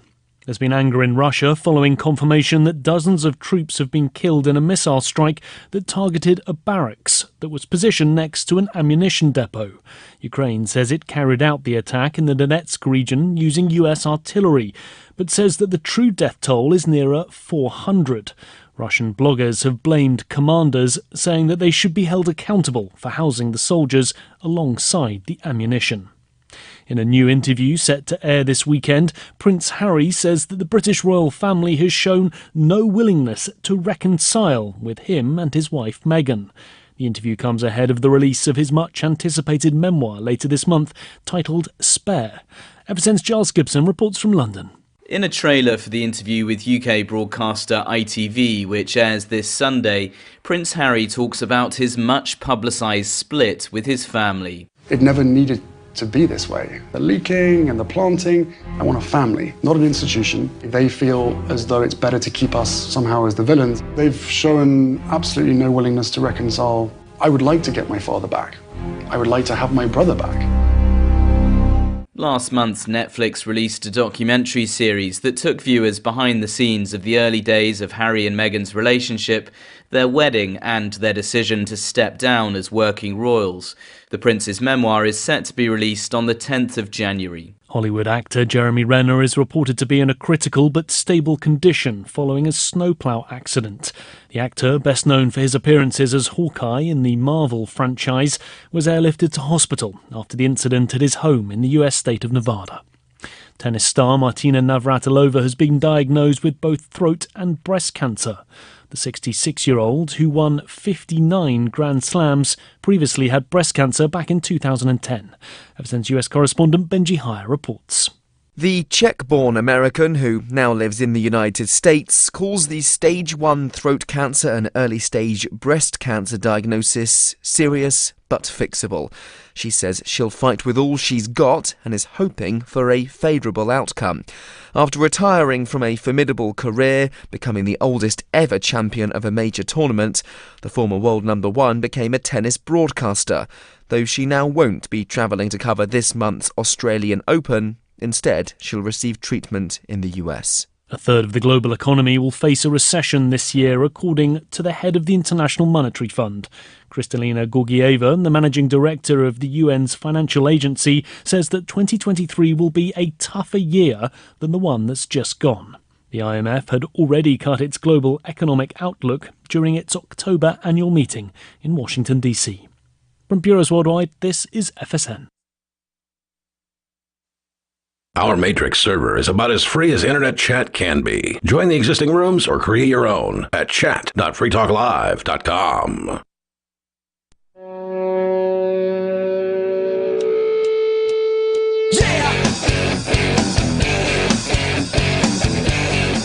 It is Free Talk Live, and this hour of the show brought to you by Bullion Max. No, inflation is a big problem. The Federal Reserve continuing to print money out, which we mentioned $31 trillion in debt, and now with a $1.7 trillion quote-unquote omnibus spending bill passing, it isn't going to slow down.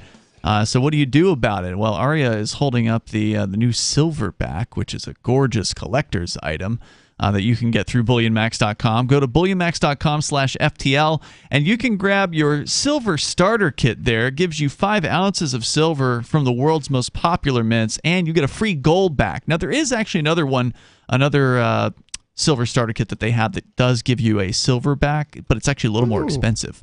It actually costs a little bit more. Okay, but the previous one, you can only get one per household. That's correct. So I can't do it again.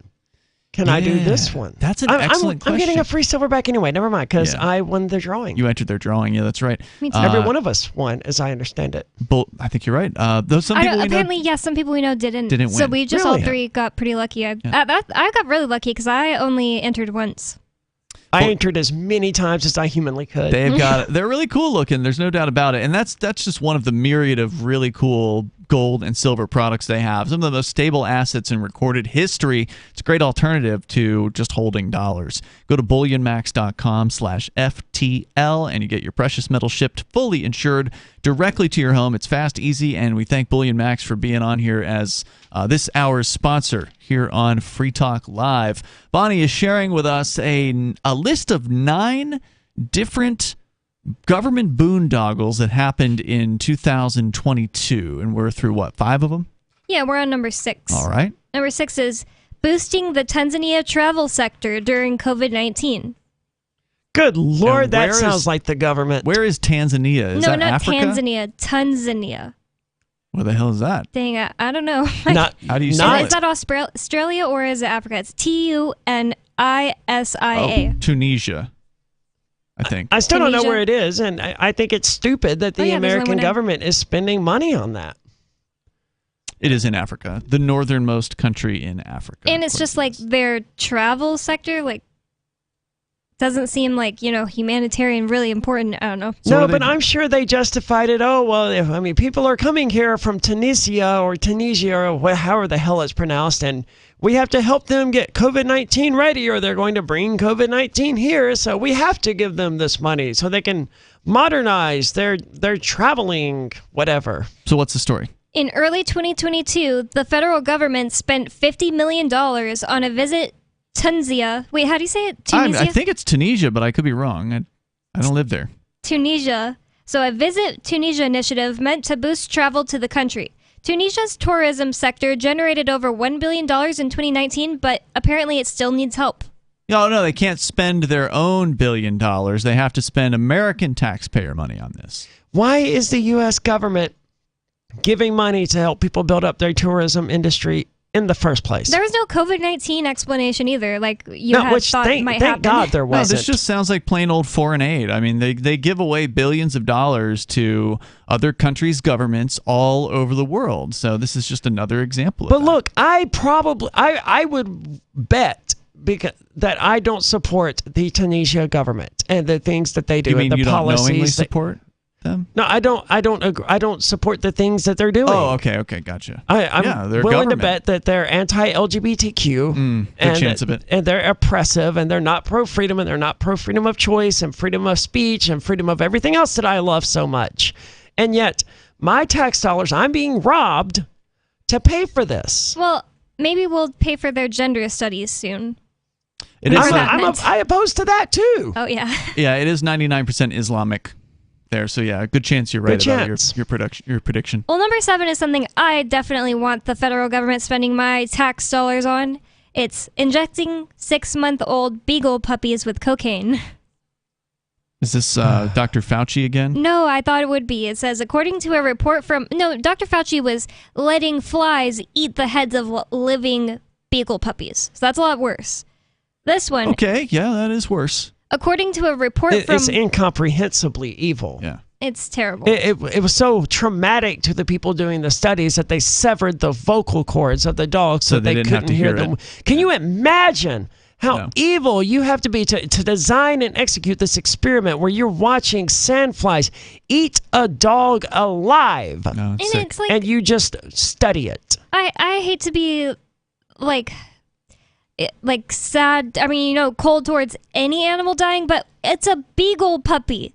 It's not, it's not just like what kind of person you have to be. Like, maybe I could see you being like, it's just a vole. Like, I couldn't do that. I don't know what a vole is. Just like a ugly little gopher thing. Well, I oppose doing this to any sort of animal. If agree. A human wants, a lot of people are like, well, we need the medical advance or whatever. Okay, then put your own life on the line. All right, but what about mosquitoes?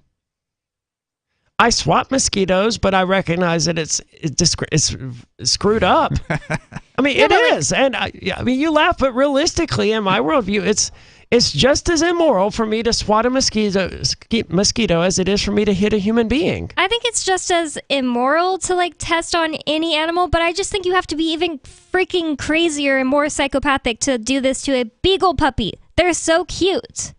Well, I mean, definitely people respond stronger when there's cuteness, a cute factor involved here. And mosquitoes certainly are not cute. So, I don't feel bad when I hear about them testing the new laser thing that they tested a few years ago that can auto-target mosquitoes based on the frequency of the flappings of their wings. And I don't feel bad for it either, but I recognize that if I'm to be consistent in my worldview, then I have to recognize that it's no better to do it to mosquitoes than it would be to do it to cats. Do mosquitoes feel pain? I'm sure they do.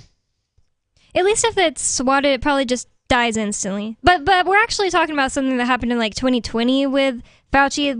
What this one was with the injecting them with cocaine, says according to a report from White Coat Waste, the NIH...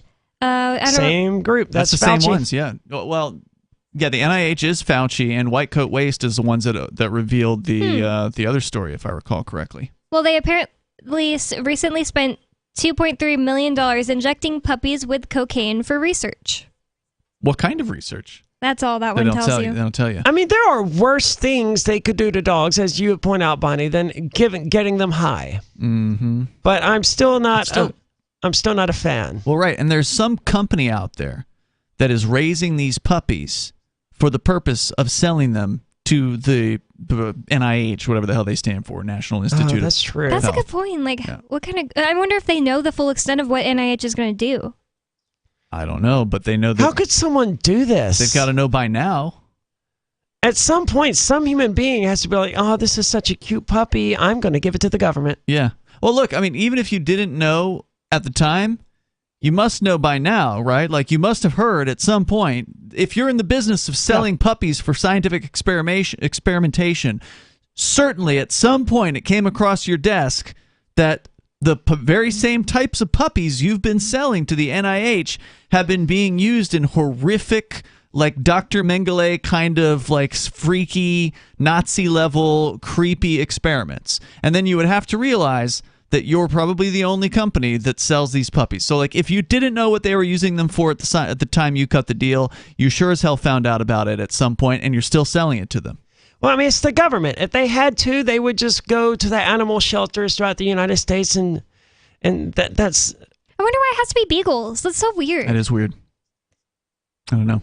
Number 8 is pretty simple. I just hope it's not about tortured animals. Nope. It's constructing a Gandhi museum in Houston that costs $3 million. Again, chump change. I mean, that seems like a deal. A museum to Gandhi? Yeah. Yeah. In Houston? Yeah. Texas? Yeah. And the federal government's involved in this? Yeah. Okay. They didn't even have the sense to build it in India?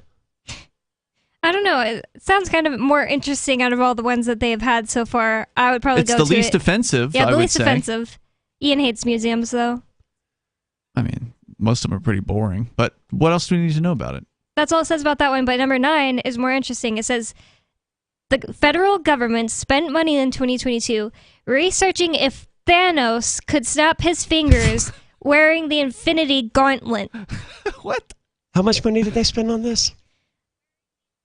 It doesn't matter how much money they spent on it. It's in the millions. It's got to be in the millions. It says researchers at Georgia Tech recently got a grant for $118,971 to study whether a real-life Thanos could actually snap his fingers while wearing the Infinity Gauntlet. That's so stupid. See, I haven't seen the movies, and I've heard these stupid words. Yeah. I've never seen one of these movies, but They're heard not of bad. the Infinity Gauntlet. Some of them are not bad. Similar though, like don't they follow kind of similar structures? I mean, all movies kind of do, where they have predictable arcs, and here comes the conflict, and here comes the love interest conflict, but that doesn't mean a lot of them were really good. All of the movies for Robert Downey Jr., the Iron Man movies, and most of the Avenger movies were really, really good. I guess I've seen Iron Man. I forgot about that. But it was so long ago. I skipped a lot of them, like 2 years ago, whenever it was. Mark advised me to actually watch them, so I looked it up online to see the proper order to watch them. And I skipped a lot of them that didn't seem interesting, like Guardians of the Galaxy and like Ant-Man and Wasp or whatever. But to my surprise, the ones that I did watch were almost all really, really good. Did you watch any of the ones with the Groot character? Because that thing... No, that's Guardians of the Galaxy. That's what makes me not want to watch these. No, that one did not. I started to watch that one, and like 10 minutes into it, I didn't care anything about the characters. They didn't seem very interesting. What's that green chick's name? Gamora? I don't know. I've never seen it. Gamora was super hot, but Is not... it Scarlett Johansson? No, she played... another character. Black Widow. Oh. But Gamora was hot, but not nearly enough to keep me interested in watching the show. I've seen only commercials. Like there was a commercial for it when we went to go see Avatar the other day, and it seriously just gets me irritated every time I see the Groot character. Even the raccoon's not very interesting. Like there's a better talking raccoon in the Narnia series. See, the raccoon, that would have gotten me to watch it if I hadn't already been bored. Like if it had started with the cute raccoon, but the raccoon hadn't even appeared at that point. Like 10 minutes into the movie, still no raccoon. So I didn't even know there was a raccoon in it. But if they had started with that, I probably would have watched the whole thing. So I'm looking here at the Gandhi Museum in Houston. It's called the Eternal Gandhi Museum. And it apparently doesn't exist yet, so they have not yet constructed it. They have raised... millions of dollars. The $3 million that you mentioned, Bonnie, was a portion of the total that they have here. It looks like they've got about $13 million. But $3 million is just from the federal government or something? From the quote-unquote community funding project, which I think is a code name for something that came from Congressman Al Green and the U.S. House Appropriations Committee. So yeah, it came from the federal government. And it's the largest chunk of the $13 million. I guess they're targeting $13 million as their goal. And they've raised $1.2 million from donors, $1.1 million from trustees, the $0.75 million from the Houston Endowment, and then there's some other smaller foundations and such. I really need to know why they're putting a Gandhi museum in Houston, Texas. I don't know. Next, are they going to put a Mussolini museum in...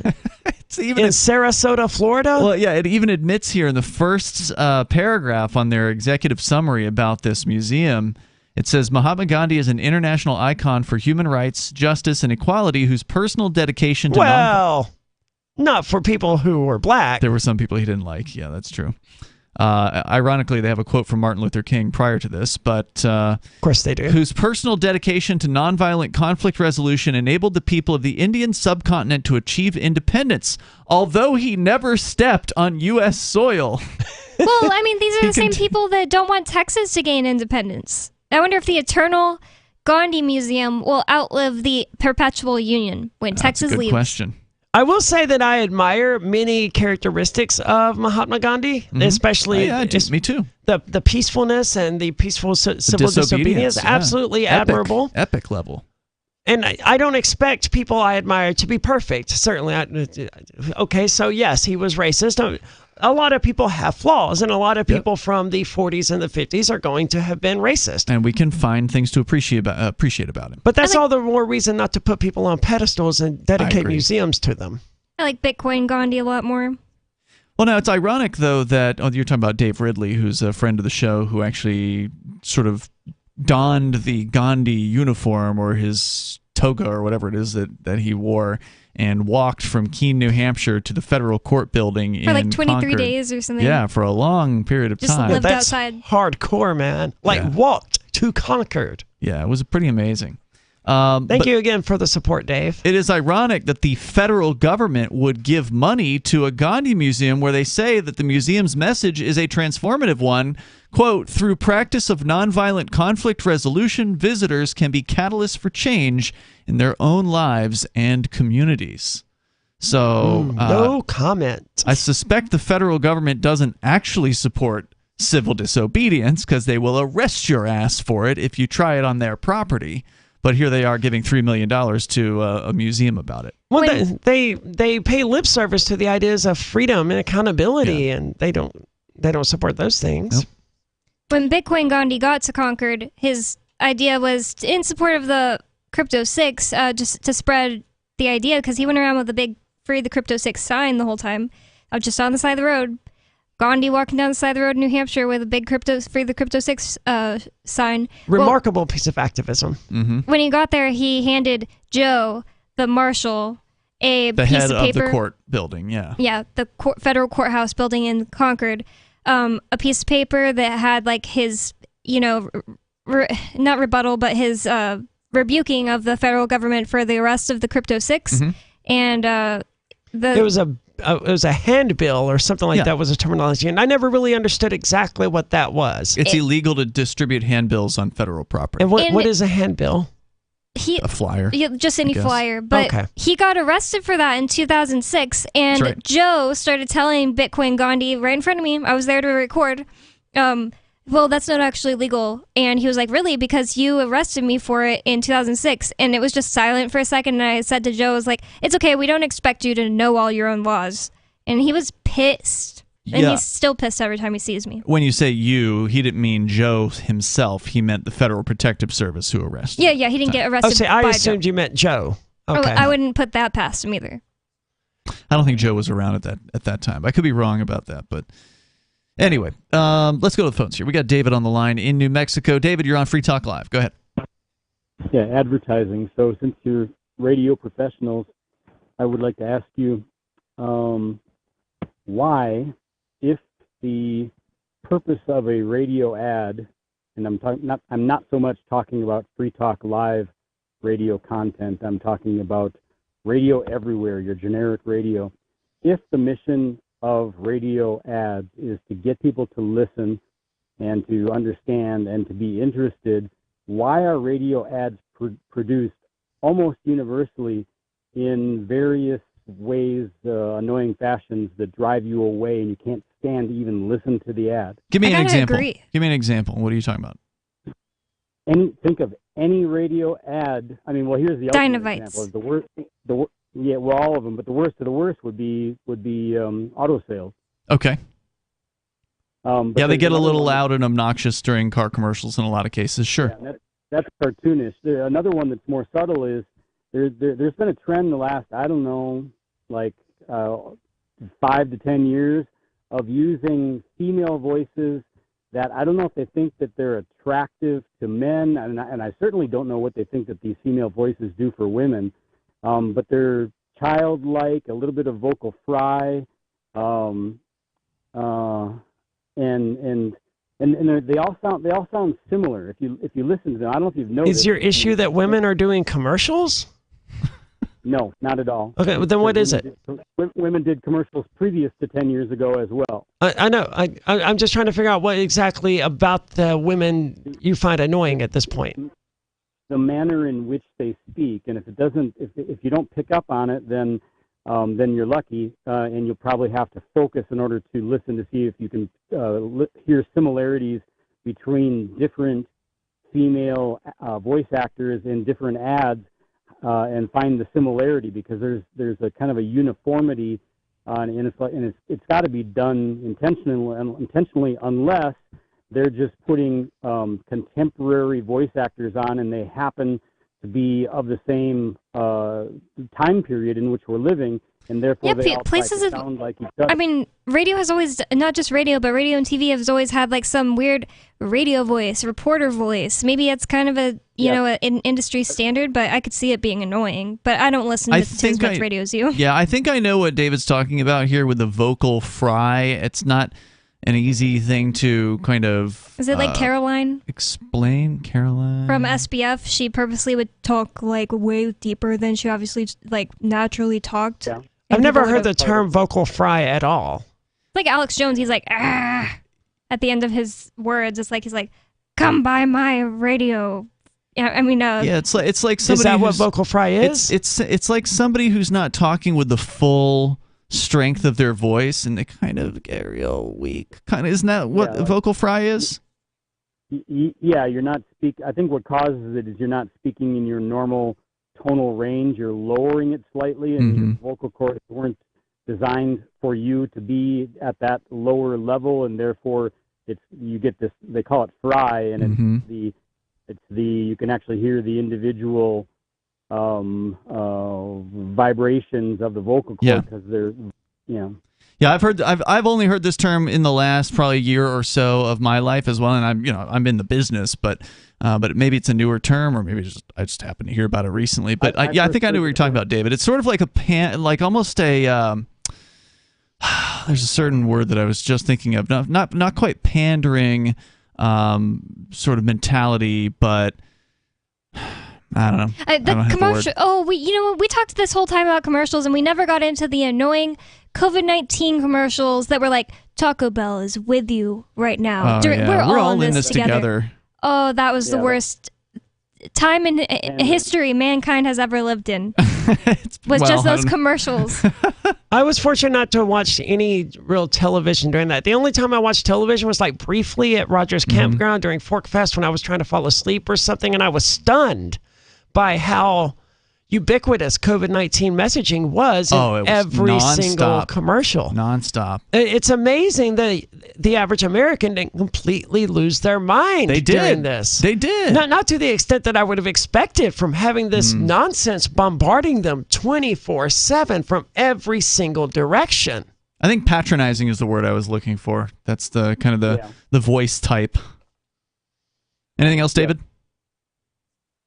No, that's pretty much it. I just the single sentence question is, why, if you want to attract me, do you produce an ad that drives me away instead? Because I can't stand to listen to the ad you produced, and I'm not talking about you, Free Talk Live. Oh, thanks, David. Radio. I appreciate it, man. I'm sure there are a lot of people that feel that way as well. Let me go to this caller here. You're on Free Talk Live. Hello, who is this?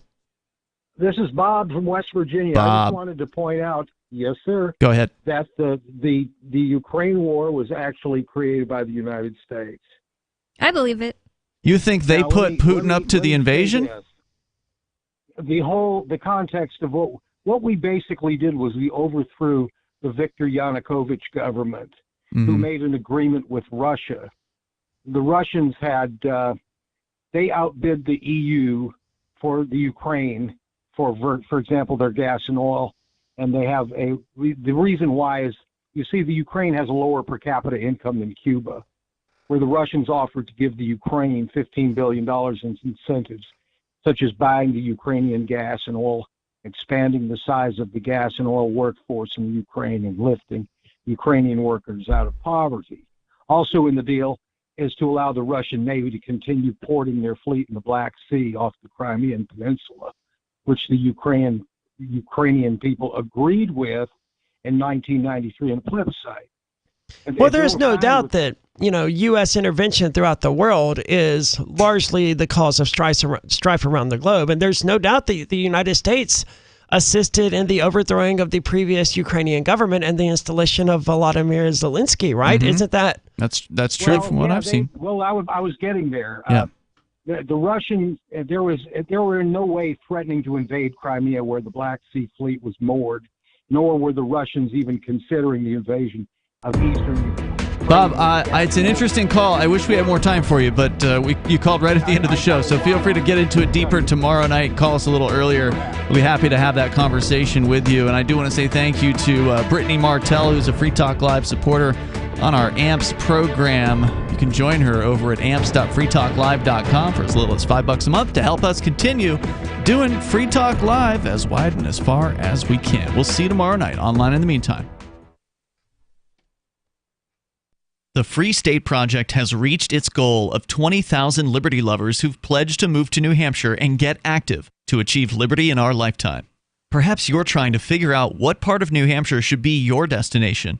If so, consider Keene. You'll find more than 150 reasons to move to Keene at move.freekeene.com. Keene is famous for its historic, publicity-generating activism, as well as being the liberty media capital of the world. It's home to freekeene.com, New Hampshire's destination for liberty activism, news, and opinion. For years, we've been compiling over 150 reasons to move to Keene at move.freekeene.com, where you'll learn about some of what's happening here and what makes Keene a great place to live. If you love liberty, you'll probably enjoy anywhere you end up in the Shire.